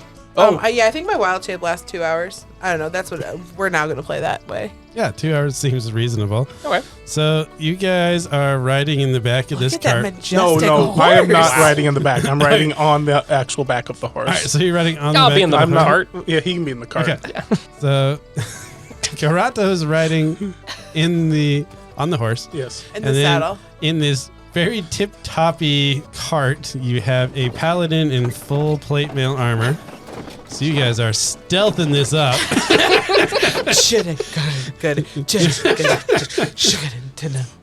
As a arrow goes flying out of the bushes at the rider of the cart. So that is going to be the gato. Wait, I'm not in the cart. Sorry, the rider of the horse. Okay, sounds good. You know, it's trying to attack the person that thinks is steering this horse. Yeah. Does a 21 hit your Ooh, armor class? definitely. It does. So you get hit for 5 piercing damage from a bow and arrow that came flying out of the bushes. Which startles the horse. Which startles the So horse. it goes up on its hind legs and gives a big neigh. All right, while you do that, there wasn't actually a second shot that was coming in, but you neighed up. So 14, does that hit the riding horse's armor class? Yes. Okay, so you're gonna get hit for 6 piercing damage as you like rile up, and then you just get hit with the arrow in the rib cage. And I guess we can enter combat at this point. Roll initiative for you guys. Enemies just went, so they're gonna go first in the initiative, and then you guys can roll. So that's the D20 plus your dexterity. I got a 4. I got a 16. So I have 19. so it's gonna go Godato, Duke, and then Moon. Enemies have already gone. You don't actually see any enemies right now, though, because they shot you from the bushes because you guys were making just a lot of noise as you were galloping through this forest. Getting hurt by the trees is just something Moon would be so sad about. Is Moon ready to not be a horse anymore No. and help us fight? Moon, the horse can fight. I'm pretty sure yeah, that- it worked real I'm good last time. pretty sure the horse took out 2 skeletons and a child really good Yeah, last time. I mean, the horse is going to trample this bush. It doesn't have the same values as Moon. There's no civilians in the way this time. So Godato, what are you doing? I am moving towards the bush. Okay. How far away is the bush? Probably 20 feet away Okay. Moving towards the bush and then hiding. in the bush. Okay, sounds good. Go ahead and roll a stealth check. 10. 10. 10. All right. Wow, that's so, a bad roll. So you run into the bush and you duck down and you're like crawling under these bushes, and then you see right in front of you a skeletal foot. And then we are going to switch over to Duke. It is your turn. Can't I fight them now? I guess, yeah, you used your bonus action to hide. So, yeah, you have an attack. So you can attack them if you want to. What do you think? Let's I'm a attack. horse. Oh, yeah. Are you And- asking me as a And person? you're a Packer fan, so Are you I'm kind of in trouble here. are you asking me like as a You can attack them. no, it's Sorry, fine. man. No, it's cool. Yeah, I mean the mission's to kill the skeletons. Let's so go. Let's go. All right, you're going to attack it? I'm going to attack. All right, go ahead and attack it. I don't want to tell you. What'd you roll? 10. Misses. You are just surprised. You're startled by seeing the foot, and you're like, ah! And now it knows that you're there. So that's Fantastic. fine. Duke, is your turn. You see a horse rear up. At this point, you're still on the cart. And you're probably a little bit wobbly because it has not been a smooth ride. Right. I'm gonna peek out, I guess. Okay. The cart. Like I don't know like what the cart looks like. Was it like At it was this- covered, it right? was covered, but at this point, I don't think it's covered anymore. It's pretty rough shape. Okay. So I'm picturing just like a flatbed wagon at this point. Yep. Yep. maybe So with a little back, like a a backboard. little backboard, just one little backboard, Yeah. half teetering off. Yeah. so I saw like a couple arrows like fly You by. saw a couple arrows go Yeah. flying by, and then you saw Godato kind of jump into the bushes and go, ah! Okay. I'm gonna use my divine sense Okay. for my action. Love so I'm going to try to detect the evil forces around me, as long as they're not, I think, behind total cover and within 60 feet of me. So you're looking within 60 feet of you. You definitely sense 2 presences. They're about 30 feet from where you're at in the cart, and then it says up to 60 feet. Yeah, within 60 feet of me. And I would say... And I would know, let's see, I know the location of any celestial, fiend, or undead. It's not behind total cover, and I know the type, but not its identity. Okay, so you know that there's 2 skeletons that are in the bushes, approximately 30 feet away. We'll say you can Okay. pinpoint their positions, and with your presence, you can see them through the foliage. They have partial cover, so Okay. you can see them. Gotcha. And even though you can't see the other one, I'm going to say that behind them you sense a strong undead aura, but you can't sense what it is at this point from where you're at. Okay. Is that the direction Godado went to? Yep. Okay. It's Well, I'm towards the skeletons. gonna, I guess, jump out the cart and kind of go that way. Okay, so you're going to start moving that way. Yeah. All right, sounds good. And then that brings us up to Moon Horse. Starlight. Okay, so I have now no people, no one's on me. It's just me in the cart. It's just you in the cart. I'm going to trample towards the way of the arrows Okay. through the bushes. Go ahead and roll your D20.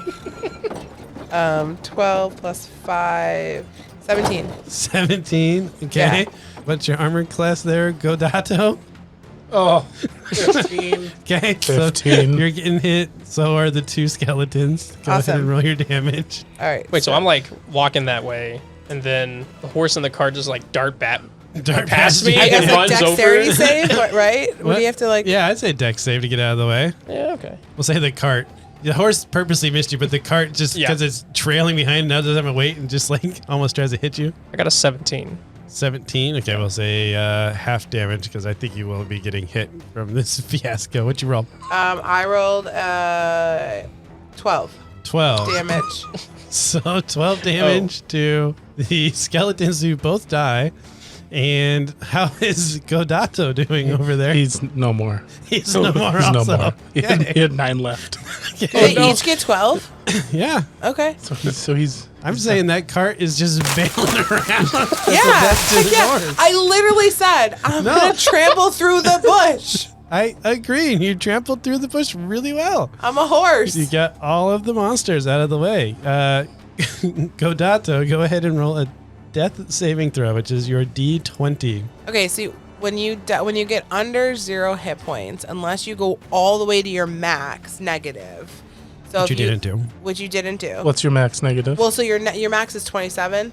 You mean 27 negative? Yeah. So if you went negative 27, you're dead. Oh. So if you go anything from negative 26 to 0, you get death saves. So what you have 3 opportunities, best out of 3. You're going to roll a d20, and you got to beat a 10. You got to go 10 or higher, you save. 13. Okay. That was almost a 1. So, with your 13, you are rallying back. So let's say you got hit with this damage, you're falling dead, you're starting to bleed out, but then you have a thought. You have a thought in your head that is making you just want to continue on. What is that thought? That My family name. your family I'm name? I'm bringing back the family name The to greatness The He-Moon name is The going to He-Moon rise name. in glory again. for the Wood Elves. Yes, you Yes. can't perish here. No. All right, you guys. I'm gonna say Moon is out of this one because it's Moon's still trampling around in other bushes at this point. I feel Yeah, like heck yeah. I just because it keep doesn't going. know that it's already taking care of the enemies and an ally. But Duke, you'd probably see an ally on the ground at this point. Godado, I'm coming. I'm going to lay on hands, Godado, and give you 9 health. Whoa. So you go up to 9 hit points. It doesn't matter how negative you were in D&D. You stop at 0. So when you get health back, you're going to go up to 9, which revives you. So you are conscious again, and you have 9 hit points. As you guys hear a horse. Thank you.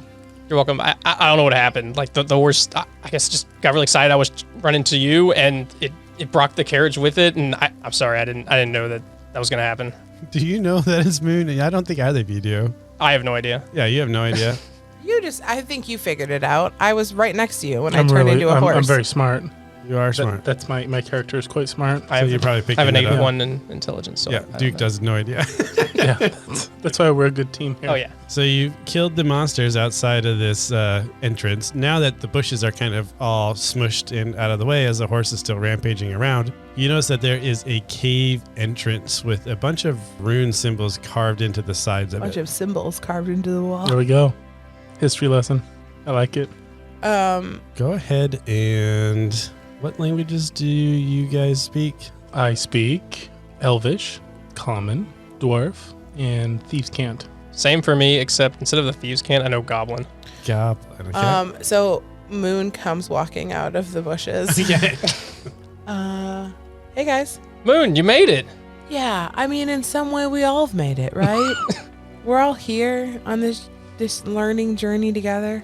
Yeah, I guess. Just because my character is bitter, you changed into a horse and you killed me almost. Yeah. You were the horse. I was the horse, man. But we're all some sort of horses inside.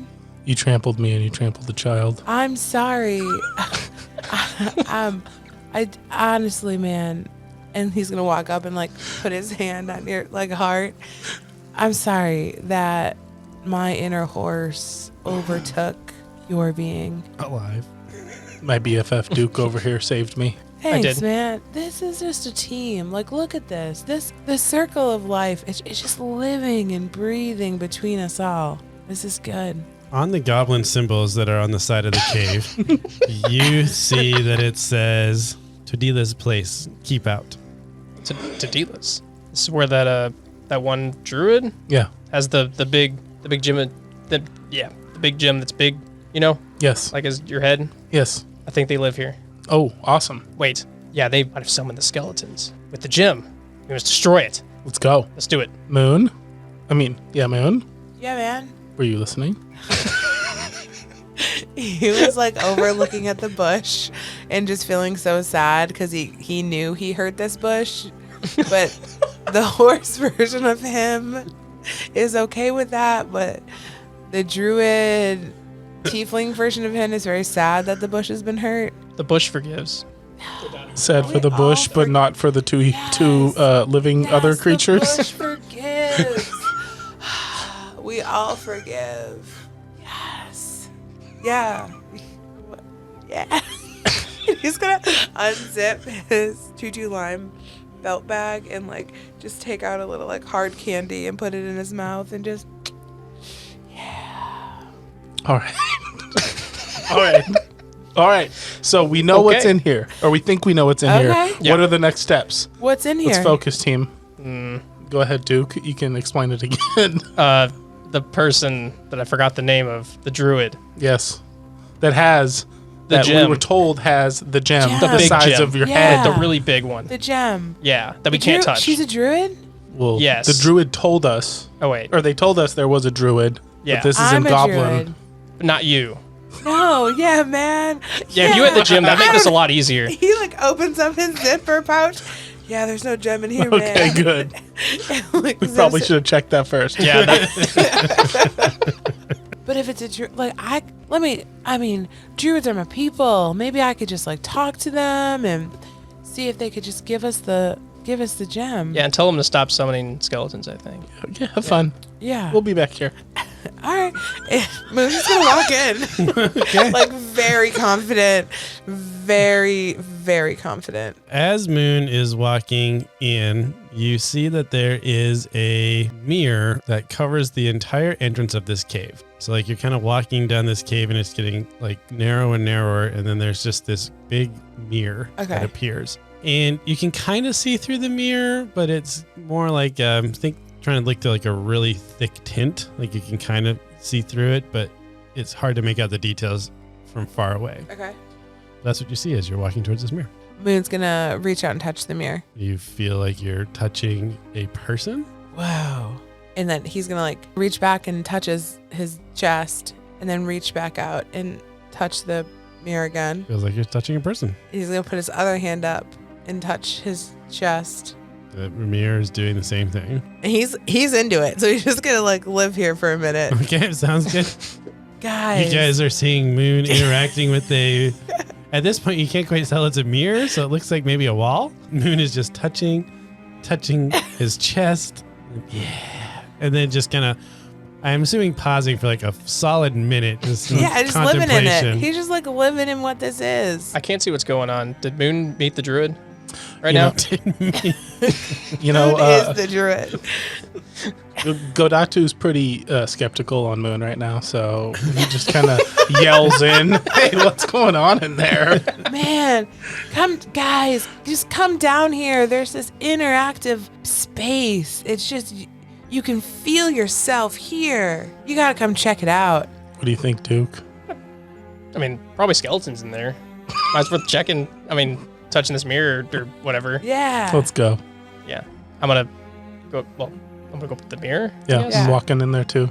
right, so you're walking up to the mirror. Yes. I'm standing behind Duke. Behind Duke. And armored buddy. That makes sense. And Moon. yes. Yep. I'm gonna let them kind of. As you guys are walking into this, Moon didn't notice it because Moon was really excited about seeing the mirror and being one with themselves. But you guys notice that there are cart tracks that have kind of worn into the stone. So at this point, like you're on stone, but the carts have traveled the same path so much they've started to kind of wear a little groove in right through the mirror. The cart goes through the mirror somehow. Is my hand through the mirror? Nope. As soon as it touches the mirror, you just feel like you're touching someone's hand. Well, I'm gonna try to touch the mirror, but I don't feel it because I'm a dog. Yep, exactly. So you feel pressure pushing back at you like you're pushing on a wall. Yeah.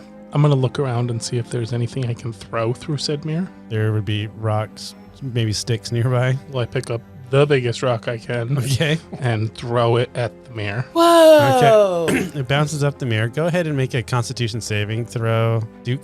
I'm hurting someone now? It's a Constitution. 15. Willpower.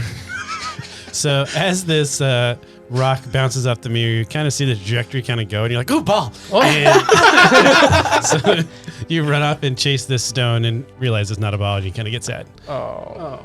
So we're in this mirror. It bounced out? It just bounced, like ricocheted off the Okay. mirror. Didn't crack the mirror though, which is maybe a little bit surprising. It did not? Did not crack the mirror. Huh. Your not ball didn't do anything to the mirror. Also knows a rock. Oh yeah. Wait, isn't it Moon's probably what it turn was. now? What? Isn't it Moon's turn to do something? Moon's gonna Everyone go ahead and roll a perception check. that's what Moon's gonna do. 21. 21. You can roll perception check as well. That's a D20 plus your perception. I got a 19. And 7. So the 21 and 19, you guys notice that there appears to be a red maybe dot floating in the mirror, and then it takes you a second to realize that what you're seeing is the image through the mirror. Remember I said it was kind of like looking through tinted glass. Yeah. And you kind of can see a large red gem kind of floating in the room on the other side of this mirror. We gotta get through this mirror. It's like the mirror is the gatekeeper. It's the mirror keeper to the gem and what we need, which is so ironic because it's a reflection of what we are. And do we just really need us in order to get to this gem? I followed most of that. Yeah. Yeah. So how do we break through ourselves? Wow. I'm gonna whack it with my hammer. As you try to whack it with the hammer, you would expect it to either shatter or you'd expect some reverberation. Mhm. But what happens is as soon as you hit it with the hammer, you feel like you've hit another hammer perfectly in line. Huh. I'm stopping myself from breaking this mirror. Yeah. I know what you mean now. You get it? Yeah, I get it. We have to break through ourselves. How do we do that? How do we... They're Right. following her every move. So Gudatu obviously didn't notice all the surroundings, but he did see the hammer attempt to break the mirror. Yep. So he looks around again to kind of see if there's something behind the mirror or if it can go there or... So you're going to try to look through the mirror? Yes. Okay, so you get really close to the mirror and kind of like cup your eyes over to block the light out, and you can look in and you can see that on the other side there is a druid that looks very similar to what they described before. And she's got a large red gem that she's holding in one of her hands. And on her other hand, she has her hand on the head of a dwarf, someone that they had captured from the village earlier. And she's chanting something. And as you're watching this, you see that the dwarf transforms into a sheep. Moon's gonna turn around and think that if he can't see himself, like he's his own enemy, he's his own blockade. So if he spins around and walks backwards through the mirror, he's going to be able to get through. Okay, so you spin around backwards. You guys are watching Moon do like a moonwalk back into the mirror. And then runs into the back of the mirror, Moon, and stops. How It do we still move? knows. How do we move? How do we move us on the other side? Do we need the cart, do you think? The cart. Maybe The the cart cart. with the tracks? The cart. Yeah. Or first, The I cart is the think key. we should have our resident druid. Don't they speak language? To talk to him? Do you want me to talk to the this- cart? Talk to the wall mirror The wall? thingy, Bob. What would you like me to do? I don't know. Open sesame? Something like that. Okay, So actually, I was looking something up. Can we game pause for a second? Yeah, we can. Okay, I can't find it. I thought I read somewhere that I had multiple language abilities to understand a bunch of different languages if I had to roll a dice or something like that. Well, so far no one's talking, so. Or I could read things. I don't know. I thought you wanted me to read something. There was a goblin that has already been translated by Duke. No, I thought you asked me to read something. No, yes, I asked you to speak to them because I didn't know if that was a different language with the druids. Oh, like yeah. speak to the mirror to open it? Correct. Oh. Because there's a druid on the other side, you said, right? Yeah, There's a druid on the other side. Actually, So could we but try that? Like, have you tried like a goblin for open or pass through? I could try. I mean, Let's all try all our languages. we're just all Sure. saying that. Open.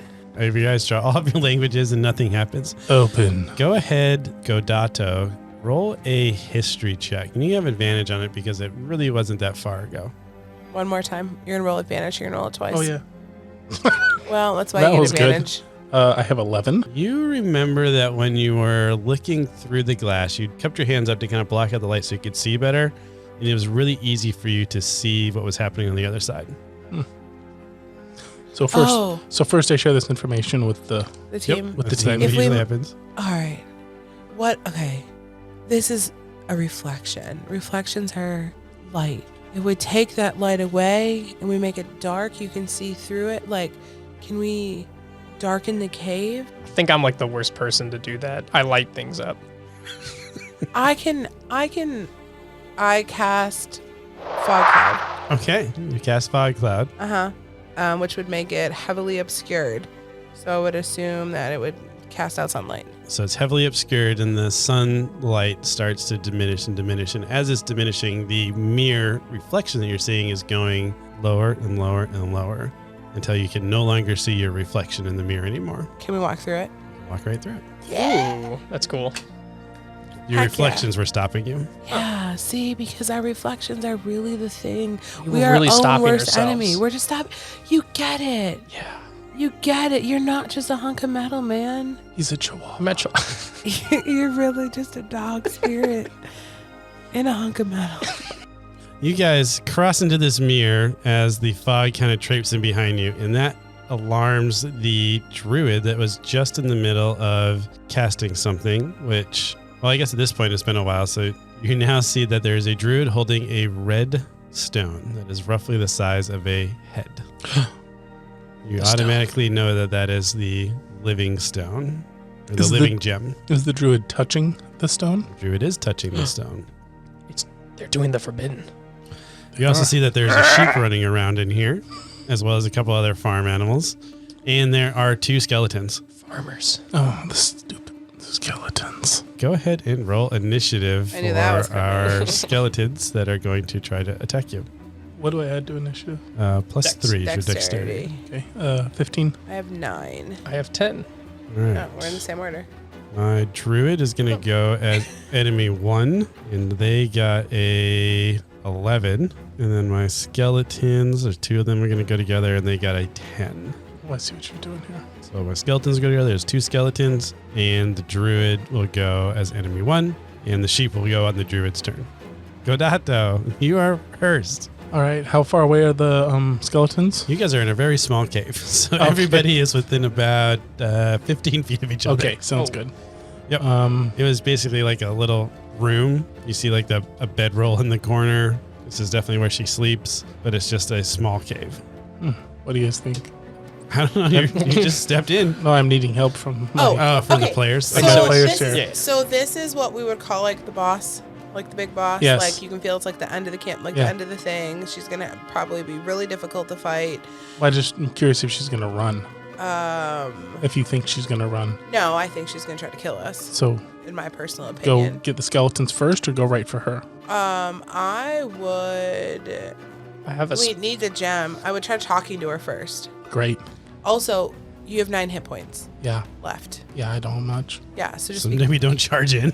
yeah, so just you want to be conscious of that, right? You're also a rogue. You can. Does he have sneak attack? He does. He just hasn't been able to use it yet. I Okay. might be able to compel the boss into a duel with me. Okay. Which if that happens, they will only focus on me as long as as long as I only focus on them and you all don't hit the boss. Well, we're now metagaming, so. Oh yeah, my bad. It's okay. That's metagaming. Yeah, I mean, I like where you're going. Oh, yeah. So Metagaming- metagaming is like when you, as people, talk about your strategy in the game. Well, that's okay because I have secret language that lets me do that. Thieves' scan is what he's talking about. No. I meant like us, like outside the game. I know, outside of I the know. game. I'm- Like us I'm as just people. joking. Yeah. We can do this with you because you're new. So with taking all that information, I am just gonna shoot one of my last few arrows. Okay, sounds good. Oh, you're gonna go in hot? Going in hot. Exactly what we said not to do. Sounds great. Shoot. It's fine with me. No, go for it. No, Go. I You made the wanna- decision. Go, At man. one of the do the skeletons have freaking bow and arrows? Yes, they do. Oh, okay. I'm not doing anything then. I'm just posting up and. Do you want to delay? 'Cause you hide. can always delay. You can Well, ready yes. in action also. So ready in action means that you are going to prepare an action. So you can say, I'm going to ready in action. So if a skeleton comes within 5 feet of me, I'm going to shoot it. That's what I'm doing. So you're going to ready in action. The skeleton gets within 5 feet of you. You're going to shoot it. You're going to like hit it with your sword. Heck yeah. Sword or Well, sword. 5 feet, you wouldn't shoot something with a bow and 5 feet I'm away. trying to clear it up. I'm gonna Sword. Sword. Okay, sounds good. Sword step.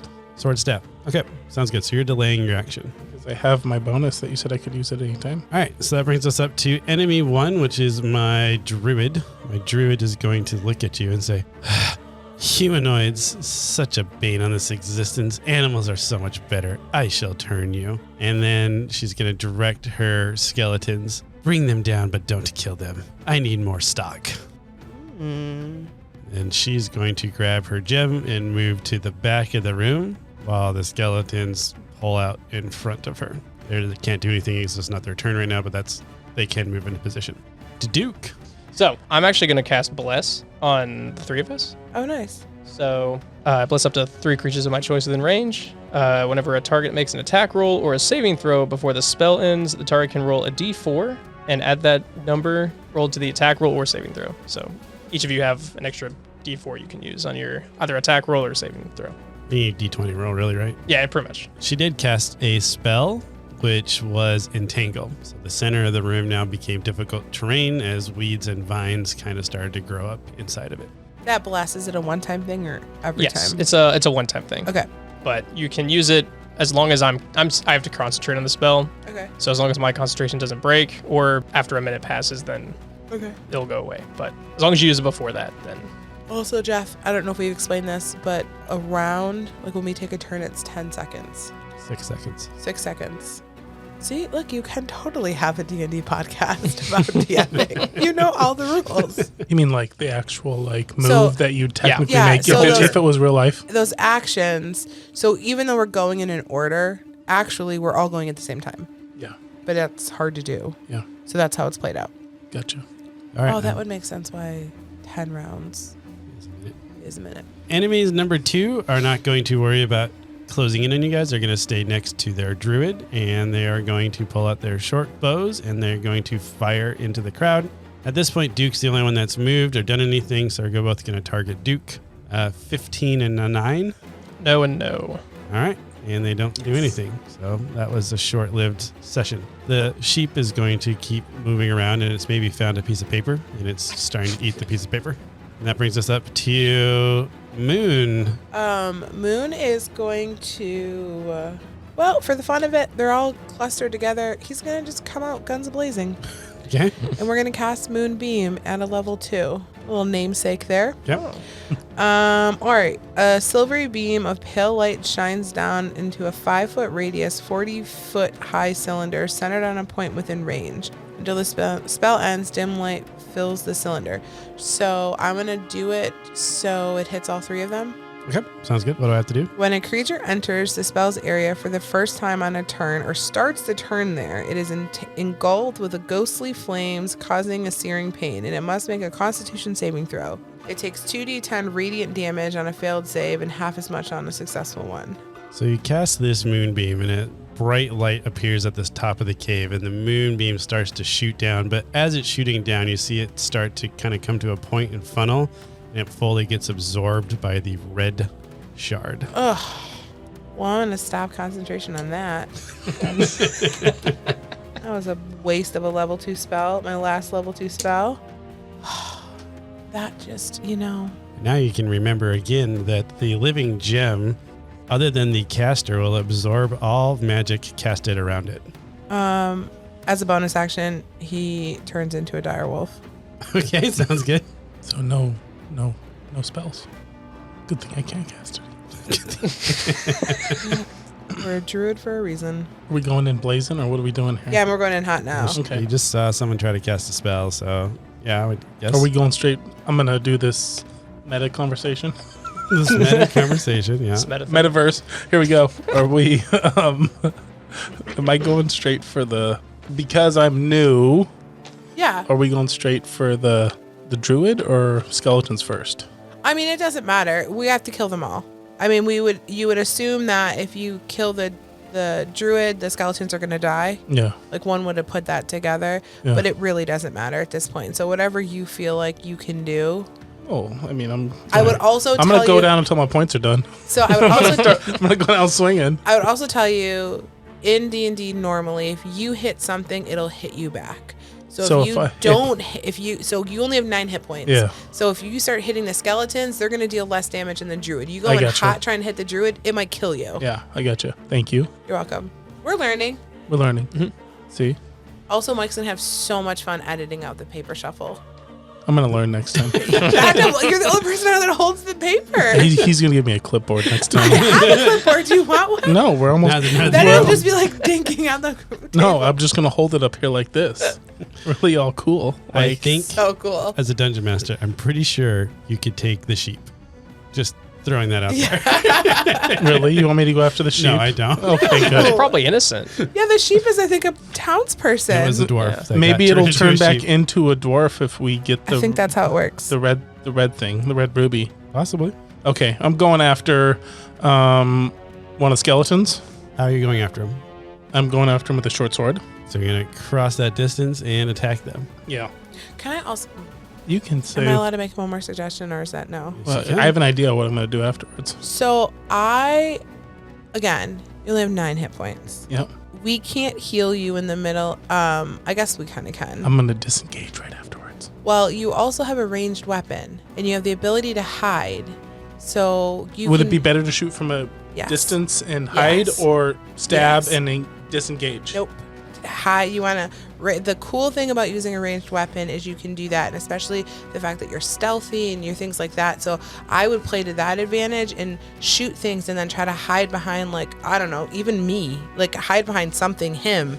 He's a thing of tank. armor. He's a But he only has one more thing than I have. But he has more damage. Yeah, but he has also the ability to heal himself and stuff. Oh, So you can get tiny and slender. You can hide behind there's got to be things in the room. Thank you, Sam. You're welcome. So, so slender. we're gonna rewind that real quick. Sure. And we are going to shoot with our long ranged weapon. We have 2 arrows left, and I'm gonna roll for that. Oh, we never collected arrows. We probably didn't go over that one. Did not, but that's fine. Oh, Got you 2 did- left.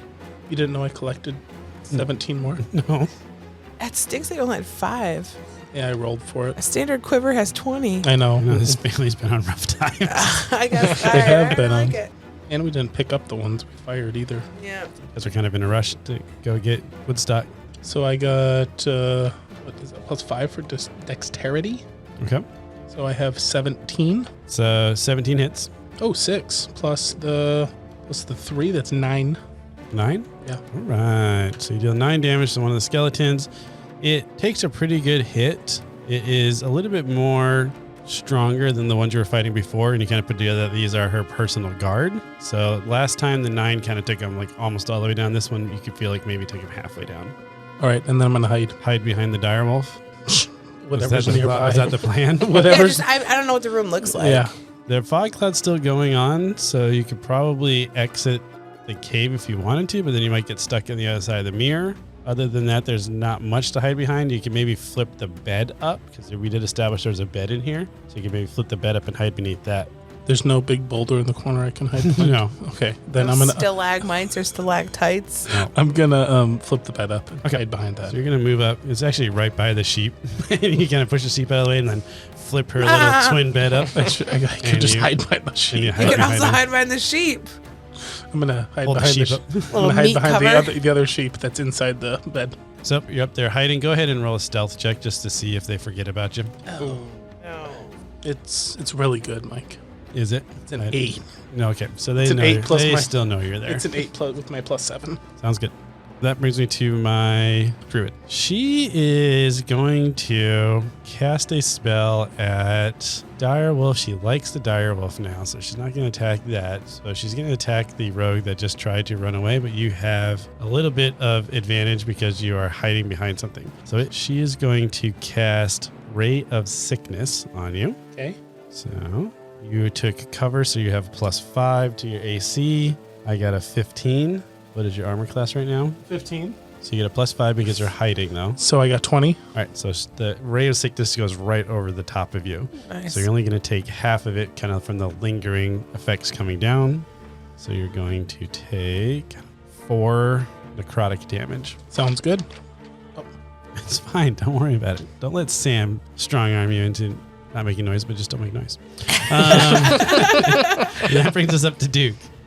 So the druid casted a difficult terrain spell, right? Yep. So it would there's take twice as much movement to get to them, Correct. but we're 15 feet away from them. Yep. So I'd have to use my whole move to get there. Correct. Okay. I'm gonna be a good boy. Go right in the middle of everybody. All right. Love it. Be the tank that I was should. born Like to the be. Tank you were born to be. Yes. to be. I'm gonna go in there. And I'm gonna whack the boss with a hammer. Yeah. All right. Hit away. Add my D4 to that. Oh, yeah. You get the D4. Yeah. I got a 15 to hit. 15 hits the armor class. Nice. Yes, perfect. And since I hit, I'm gonna choose to use my divine smite.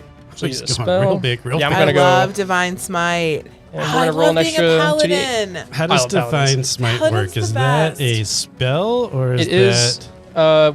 Like a daily. It expends a spell slot, so it's not quite a spell, but it's like a class feature. Okay.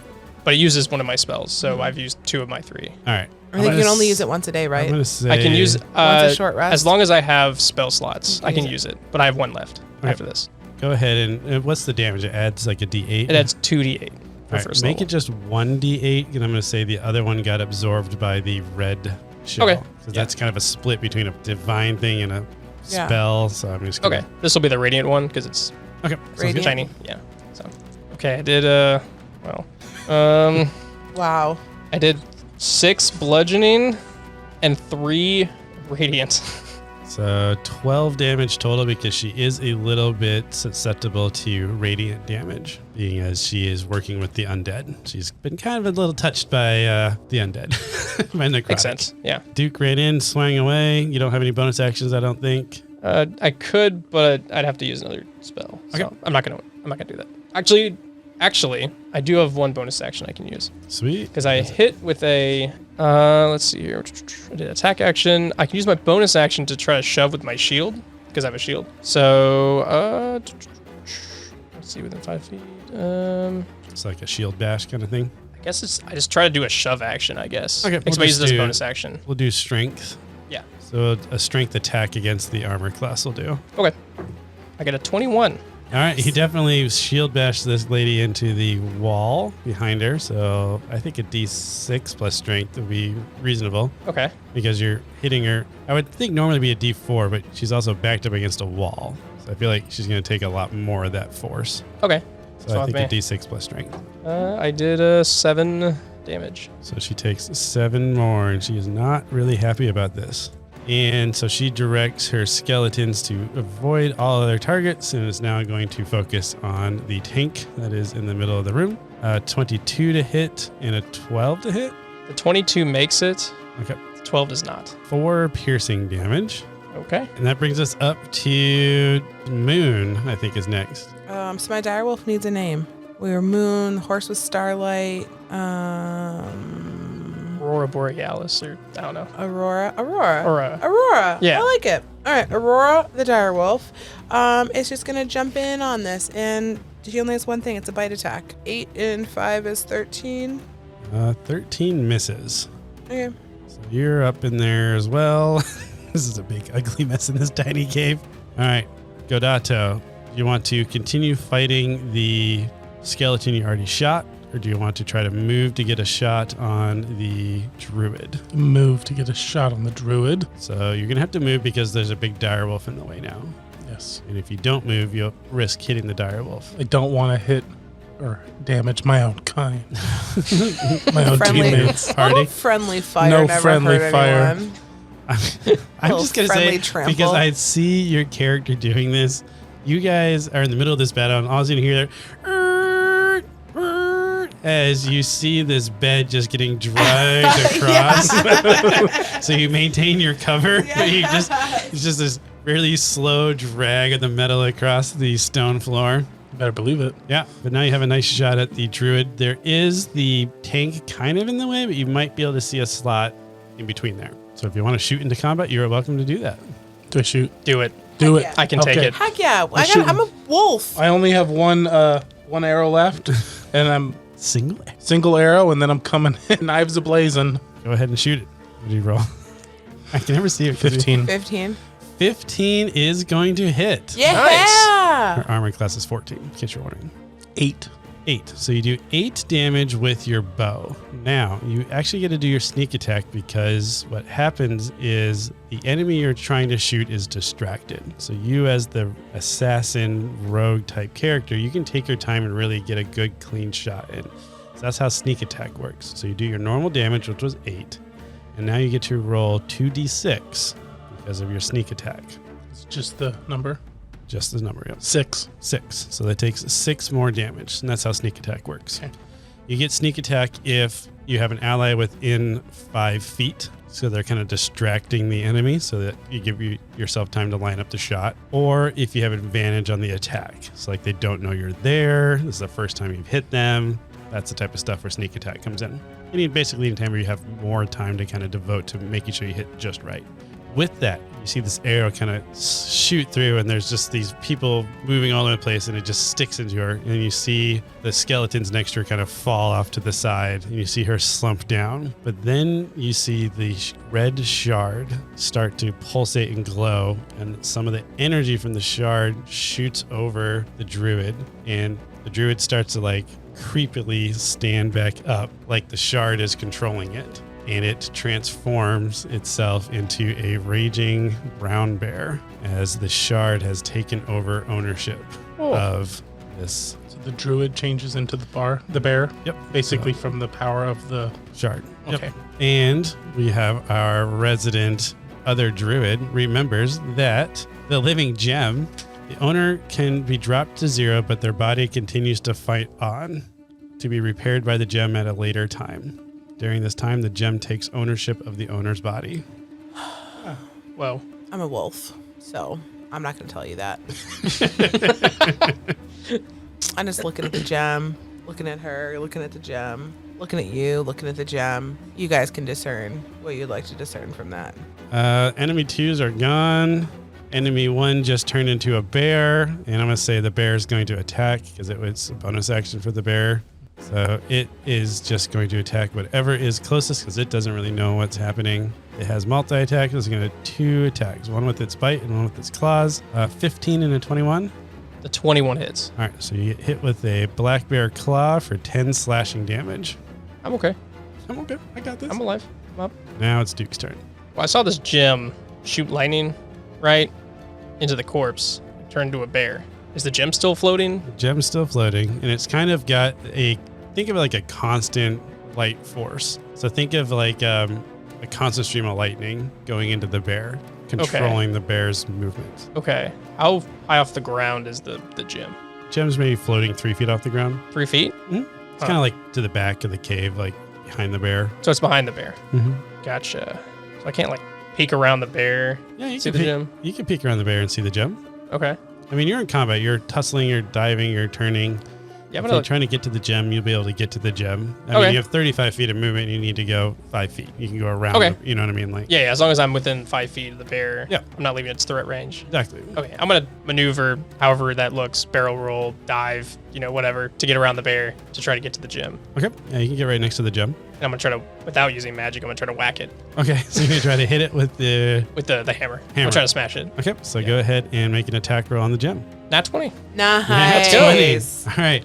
I'm going to say you smack the gem and you kind of disrupt the flow of electricity and the bear kind of slumps down. But then about a second later, it just sparks back up again. Okay, but the gem's not shooting lightning anymore, or The gem reconnected. reconnected? Yep.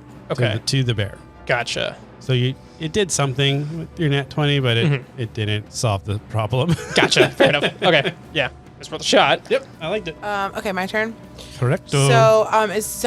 Do I have an ally within 5 feet of me? You do. Fantastic. think I'm there. I get pack tactic, so I get advantage on all attack rolls. So I'm going to attack this brown bear now. 12 and 5 is what? 17? 17's going to hit. Yeah. All right, 2d6 plus 3. Ooh, 10, 13 damage. All right. Take a nice meaty chunk out of this bear. And it must succeed a DC saving throw Of what? or be knocked prone. What type of save? Strength. 9. It fails, so it's knocked prone. So you've knocked him prone. That was Moon, so Godato What does prone mean? just fell over, so it's easier to hit it. It has to take an action to get up, or some of a movement to get up. You will notice that now the bear is there. Obviously, the skeletons disappeared. We said that. I don't know if I mentioned that the difficult terrain on the floor from the spell she cast earlier disappeared. Interesting. Okay. So all of the magic that she had casted kind of Went into the bear. I'm going to move over to the bear and attack. 11. 11 actually meets the bear, so ties go to the attacker. Oh. So you're going to get sneak attack in this one also because, again, you have allies within 5 feet.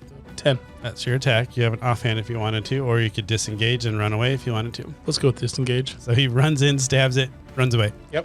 That's a good tactic for a rogue. Yeah. That's why they give you that bonus action of disengage. And that brings us back up to the enemy. Rogue has gone away. There's a wolf. It doesn't really want to attack the wolf because it sees it as a creature. So it's just going to continue to attack the Big armored dog. big armored shiny thing that's in the room with it. Multi-attack again. 9 and 19. Both miss. Just barely. My AC's 20. Nice. All right. It stood up from being prone. Cool. My turn? What's going on? It is Duke's turn. Duke, you get a nice view because it's attacking you that some of the wounds that it has just gotten start to heal up. Ugh. So annoying. So Gato, go ahead. You don't need to roll a history check because you can remember that what you were tasked with doing. Do you remember what you were tasked with doing? Bringing back the gem. Bringing back the gem, yes. Yep. So far, that's your task. You need to get the gem. But I want to notice or point out that you have watched Duke try to break the gem, which would not let you accomplish your mission of bringing back the gem. Just pointing that out. Where are we at? Duke? It's my turn. Not enough time to stop me. Well, I did see it bring the bear back to life. I tried whacking the gem, but it didn't seem to work. So I'm going to turn around and try to hit the bear that's hitting me. Okay, sounds good. I get a 18. 18 hits. Yeah, I'll use my last divine smite Okay. on it. So I'm out of spells. And then with the gem, take one of the d8s for that as well. Would take one of the D8s for Okay. that. Gotcha. So 4 radiant and 12 bludgeoning. 12 plus 8 would be 20 total. Yes. All right. Wow. You do a massive hit on this bear, and it crumbles and tumbles down a little bit. It's not getting back up, but you still see that red energy kind of pulsating into the bear. That brings us up to Moon. Okay. Keeps getting back up. I don't know what to do. I'm gonna try to touch it. Touch the gem Yeah, as a wolf. as the wolf. Yep. How are you touching it? With your paw, with your mouth? What are you doing here? I'm gonna go up and just try to give it see if I can move it, pat it. You try to pat it. Go ahead and roll a Constitution saving throw. Dirty 20. Dirty 20 passes, but you do feel that it's trying to pull your soul into the gem. Okay. He's gonna get down and sniff around. And just try to I don't know. I don't know what he's doing. Okay. He's probably gonna come out of wolf. All right, coming out of wolf form. Yes. What's the moon doing out of wolf form? Moon is. Can I cast a spell? I haven't done it. I just moved. Yep, just move. All right, I'm gonna cast Gust of Wind. No, I'm not. I'm doing nothing. I don't know. I don't know what to do.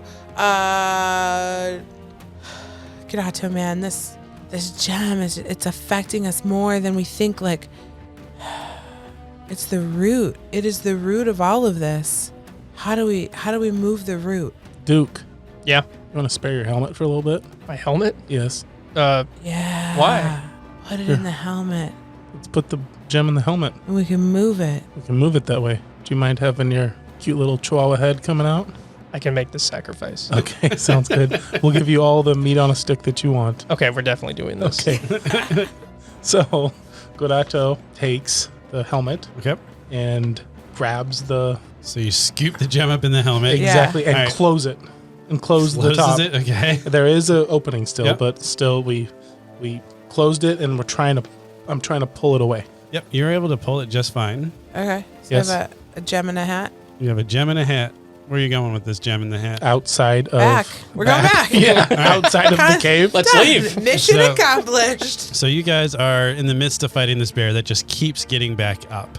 And then you keep pounding it down, and it is continually like falling down, but then getting back up, falling down, getting back up. And then you concoct this plan like, okay, we need to get the gem away from it. So Godato, with your reflexes, just dive in there, grab the helmet, scoop up the gem, and just run out. As soon as you get outside of the cave, you get 30 feet away. This is what the magic number was. You get 30 feet away from the previous owner. The link breaks, and you guys still in the cave see that the bear just disintegrates like the Marvel snap, just ashes out, Dusts. like Okay. dusts out, and you guys are out of combat. Awesome. Good job, thinking. team. All right, let's bring this thing back. You guys go to start working your way back to Mhm. bring the gem back to the Thieves Guild. Yep. And all of a sudden you hear a big kind of clatter come from behind you guys as you notice that Duke has fallen. Oh. His armor kind of fell over as he lost control of everything. And where there used to be a chihuahua inside is now a fairly stuck dwarven child that is trying to get out of the armor, but you're kind of like stuck in there because you transformed into this dwarven child, but in a suit made for a chihuahua. So it's really awkward. Can you let me out? What? Yeah. Man. Yeah. And Moon's gonna go and try to like help him. What's going on here? I don't remember a lot. You remember slowly now that your name was Calloway, and you used to be a resident of Cronkville, and you used to really love to play in the old mines. I love rocks. It wasn't meat. It was rocks the whole time. And then he remembers seeing a really nice lady that used to live in the mines, Oh. but she didn't really seem to like children that much, but she really liked animals. Oh. So you've been polymorphed into a chihuahua Oh for the last few decades. Oh no. I forgot. Calloway. I forgot who I was. It was a very traumatic experience. I just accepted the fact.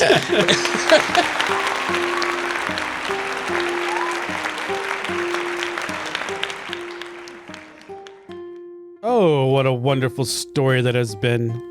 Thank you for joining us on that adventure. We hope we'll see you again at the Carriage Rest Inn.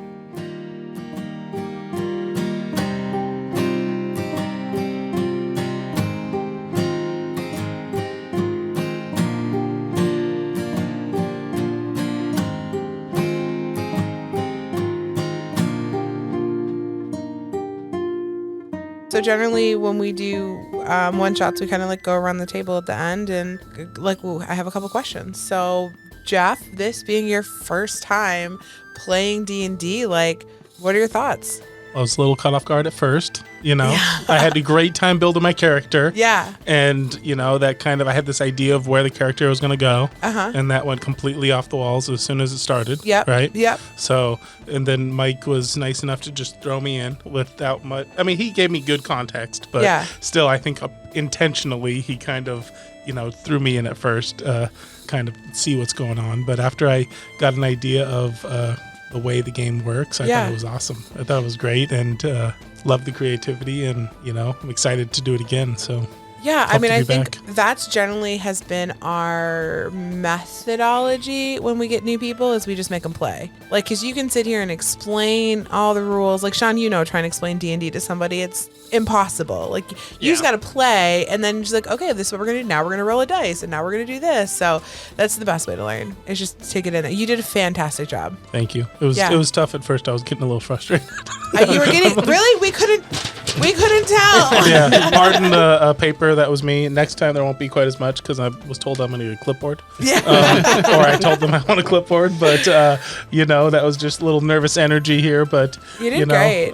It was a blast. I would certainly do it again. And I think back home we're going to do it, but not record it. So maybe we'll get back here and record it again sometime. I think the hardest thing about D&D is like the whole like just being humble and playing. Like you're literally, this is just play. It's like make believe, it's creativity. So as soon as you like let go of like feeling awkward that you're doing that, then it's done. I also think the other hard part about D&D is getting to the point where you realize it's not a video game, because video games have very structured rules. Like I always love like in video games when you get to that road that's got like a cart precariously parked on it, like, oh, I can't go any further because there's a cart here. Like, well, yeah, you could easily just step over the cart, but you can't do it because the video game won't let you do that. Whereas in D&D, there's no rules. Like you just, what does your character want to do? And just do that, and then we'll respond to it, which is hard to get into that habit. Yeah, no, I mean, it was the same. Like when we got to the end there, and it was like, how are we going to get this, head-sized ruby?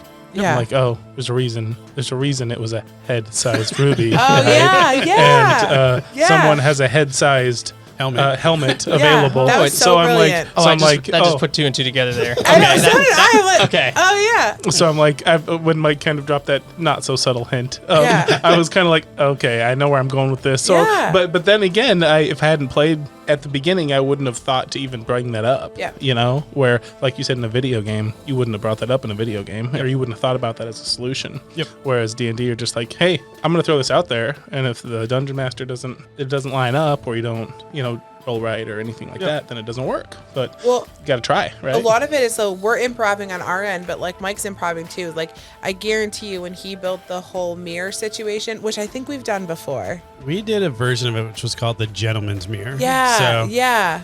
I had started with the Gentleman's Mirror, but I had to pivot. So the Gentleman's Mirror is a fun puzzle where you need to say after you.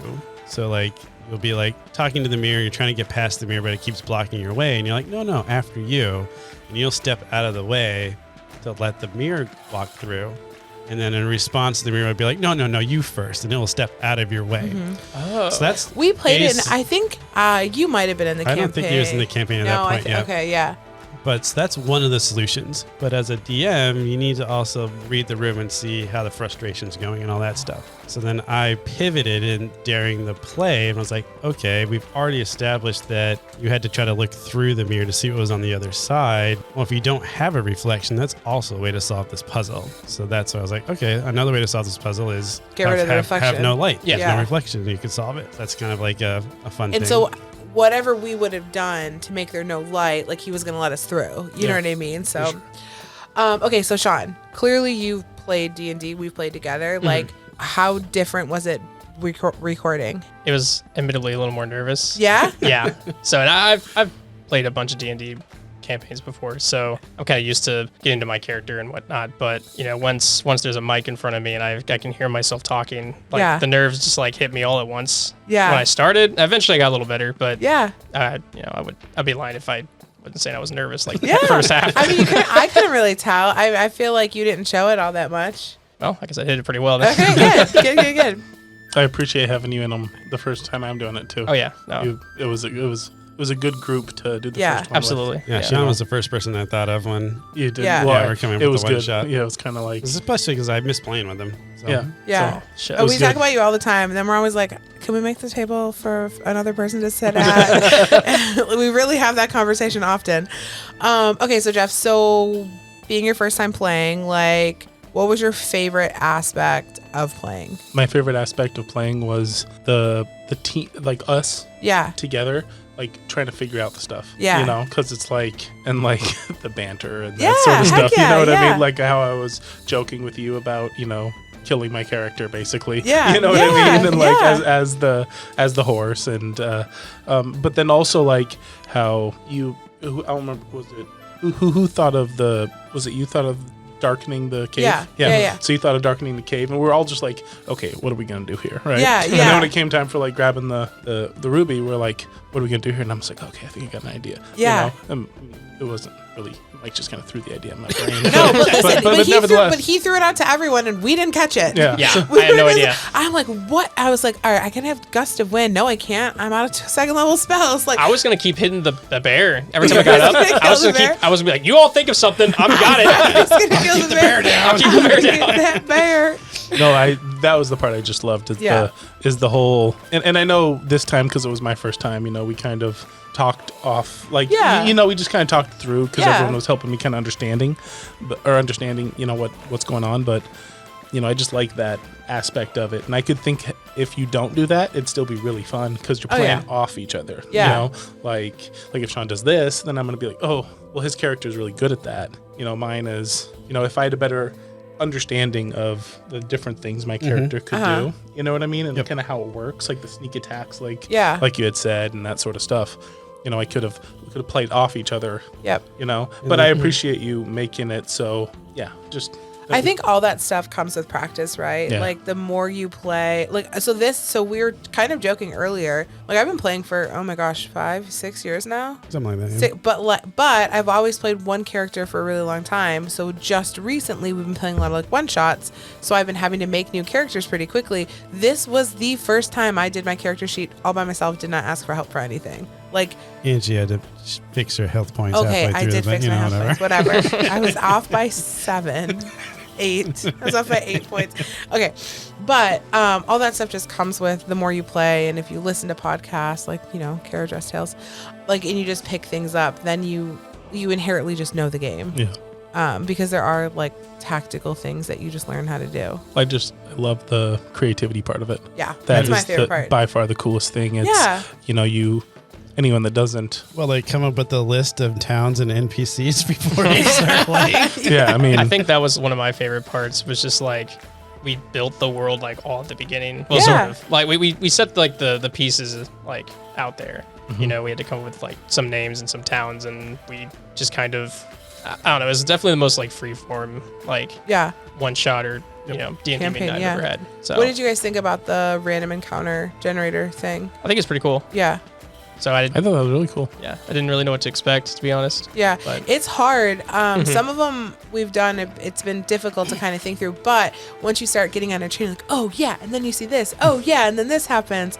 And especially when we do it in the big campaign, Mike does a really good job of, like, randomly bringing that back up, like, a couple episodes later. And you're like, oh, yeah, this happened. Well, that happened this time too, because like I didn't have any plan for how the undead were stealing the people. I knew they were stealing people because going back to the story, like the lady didn't like people, so she was having her undead army steal people to turn them into her livestock. That's what was happening. But I didn't know how they were stealing them.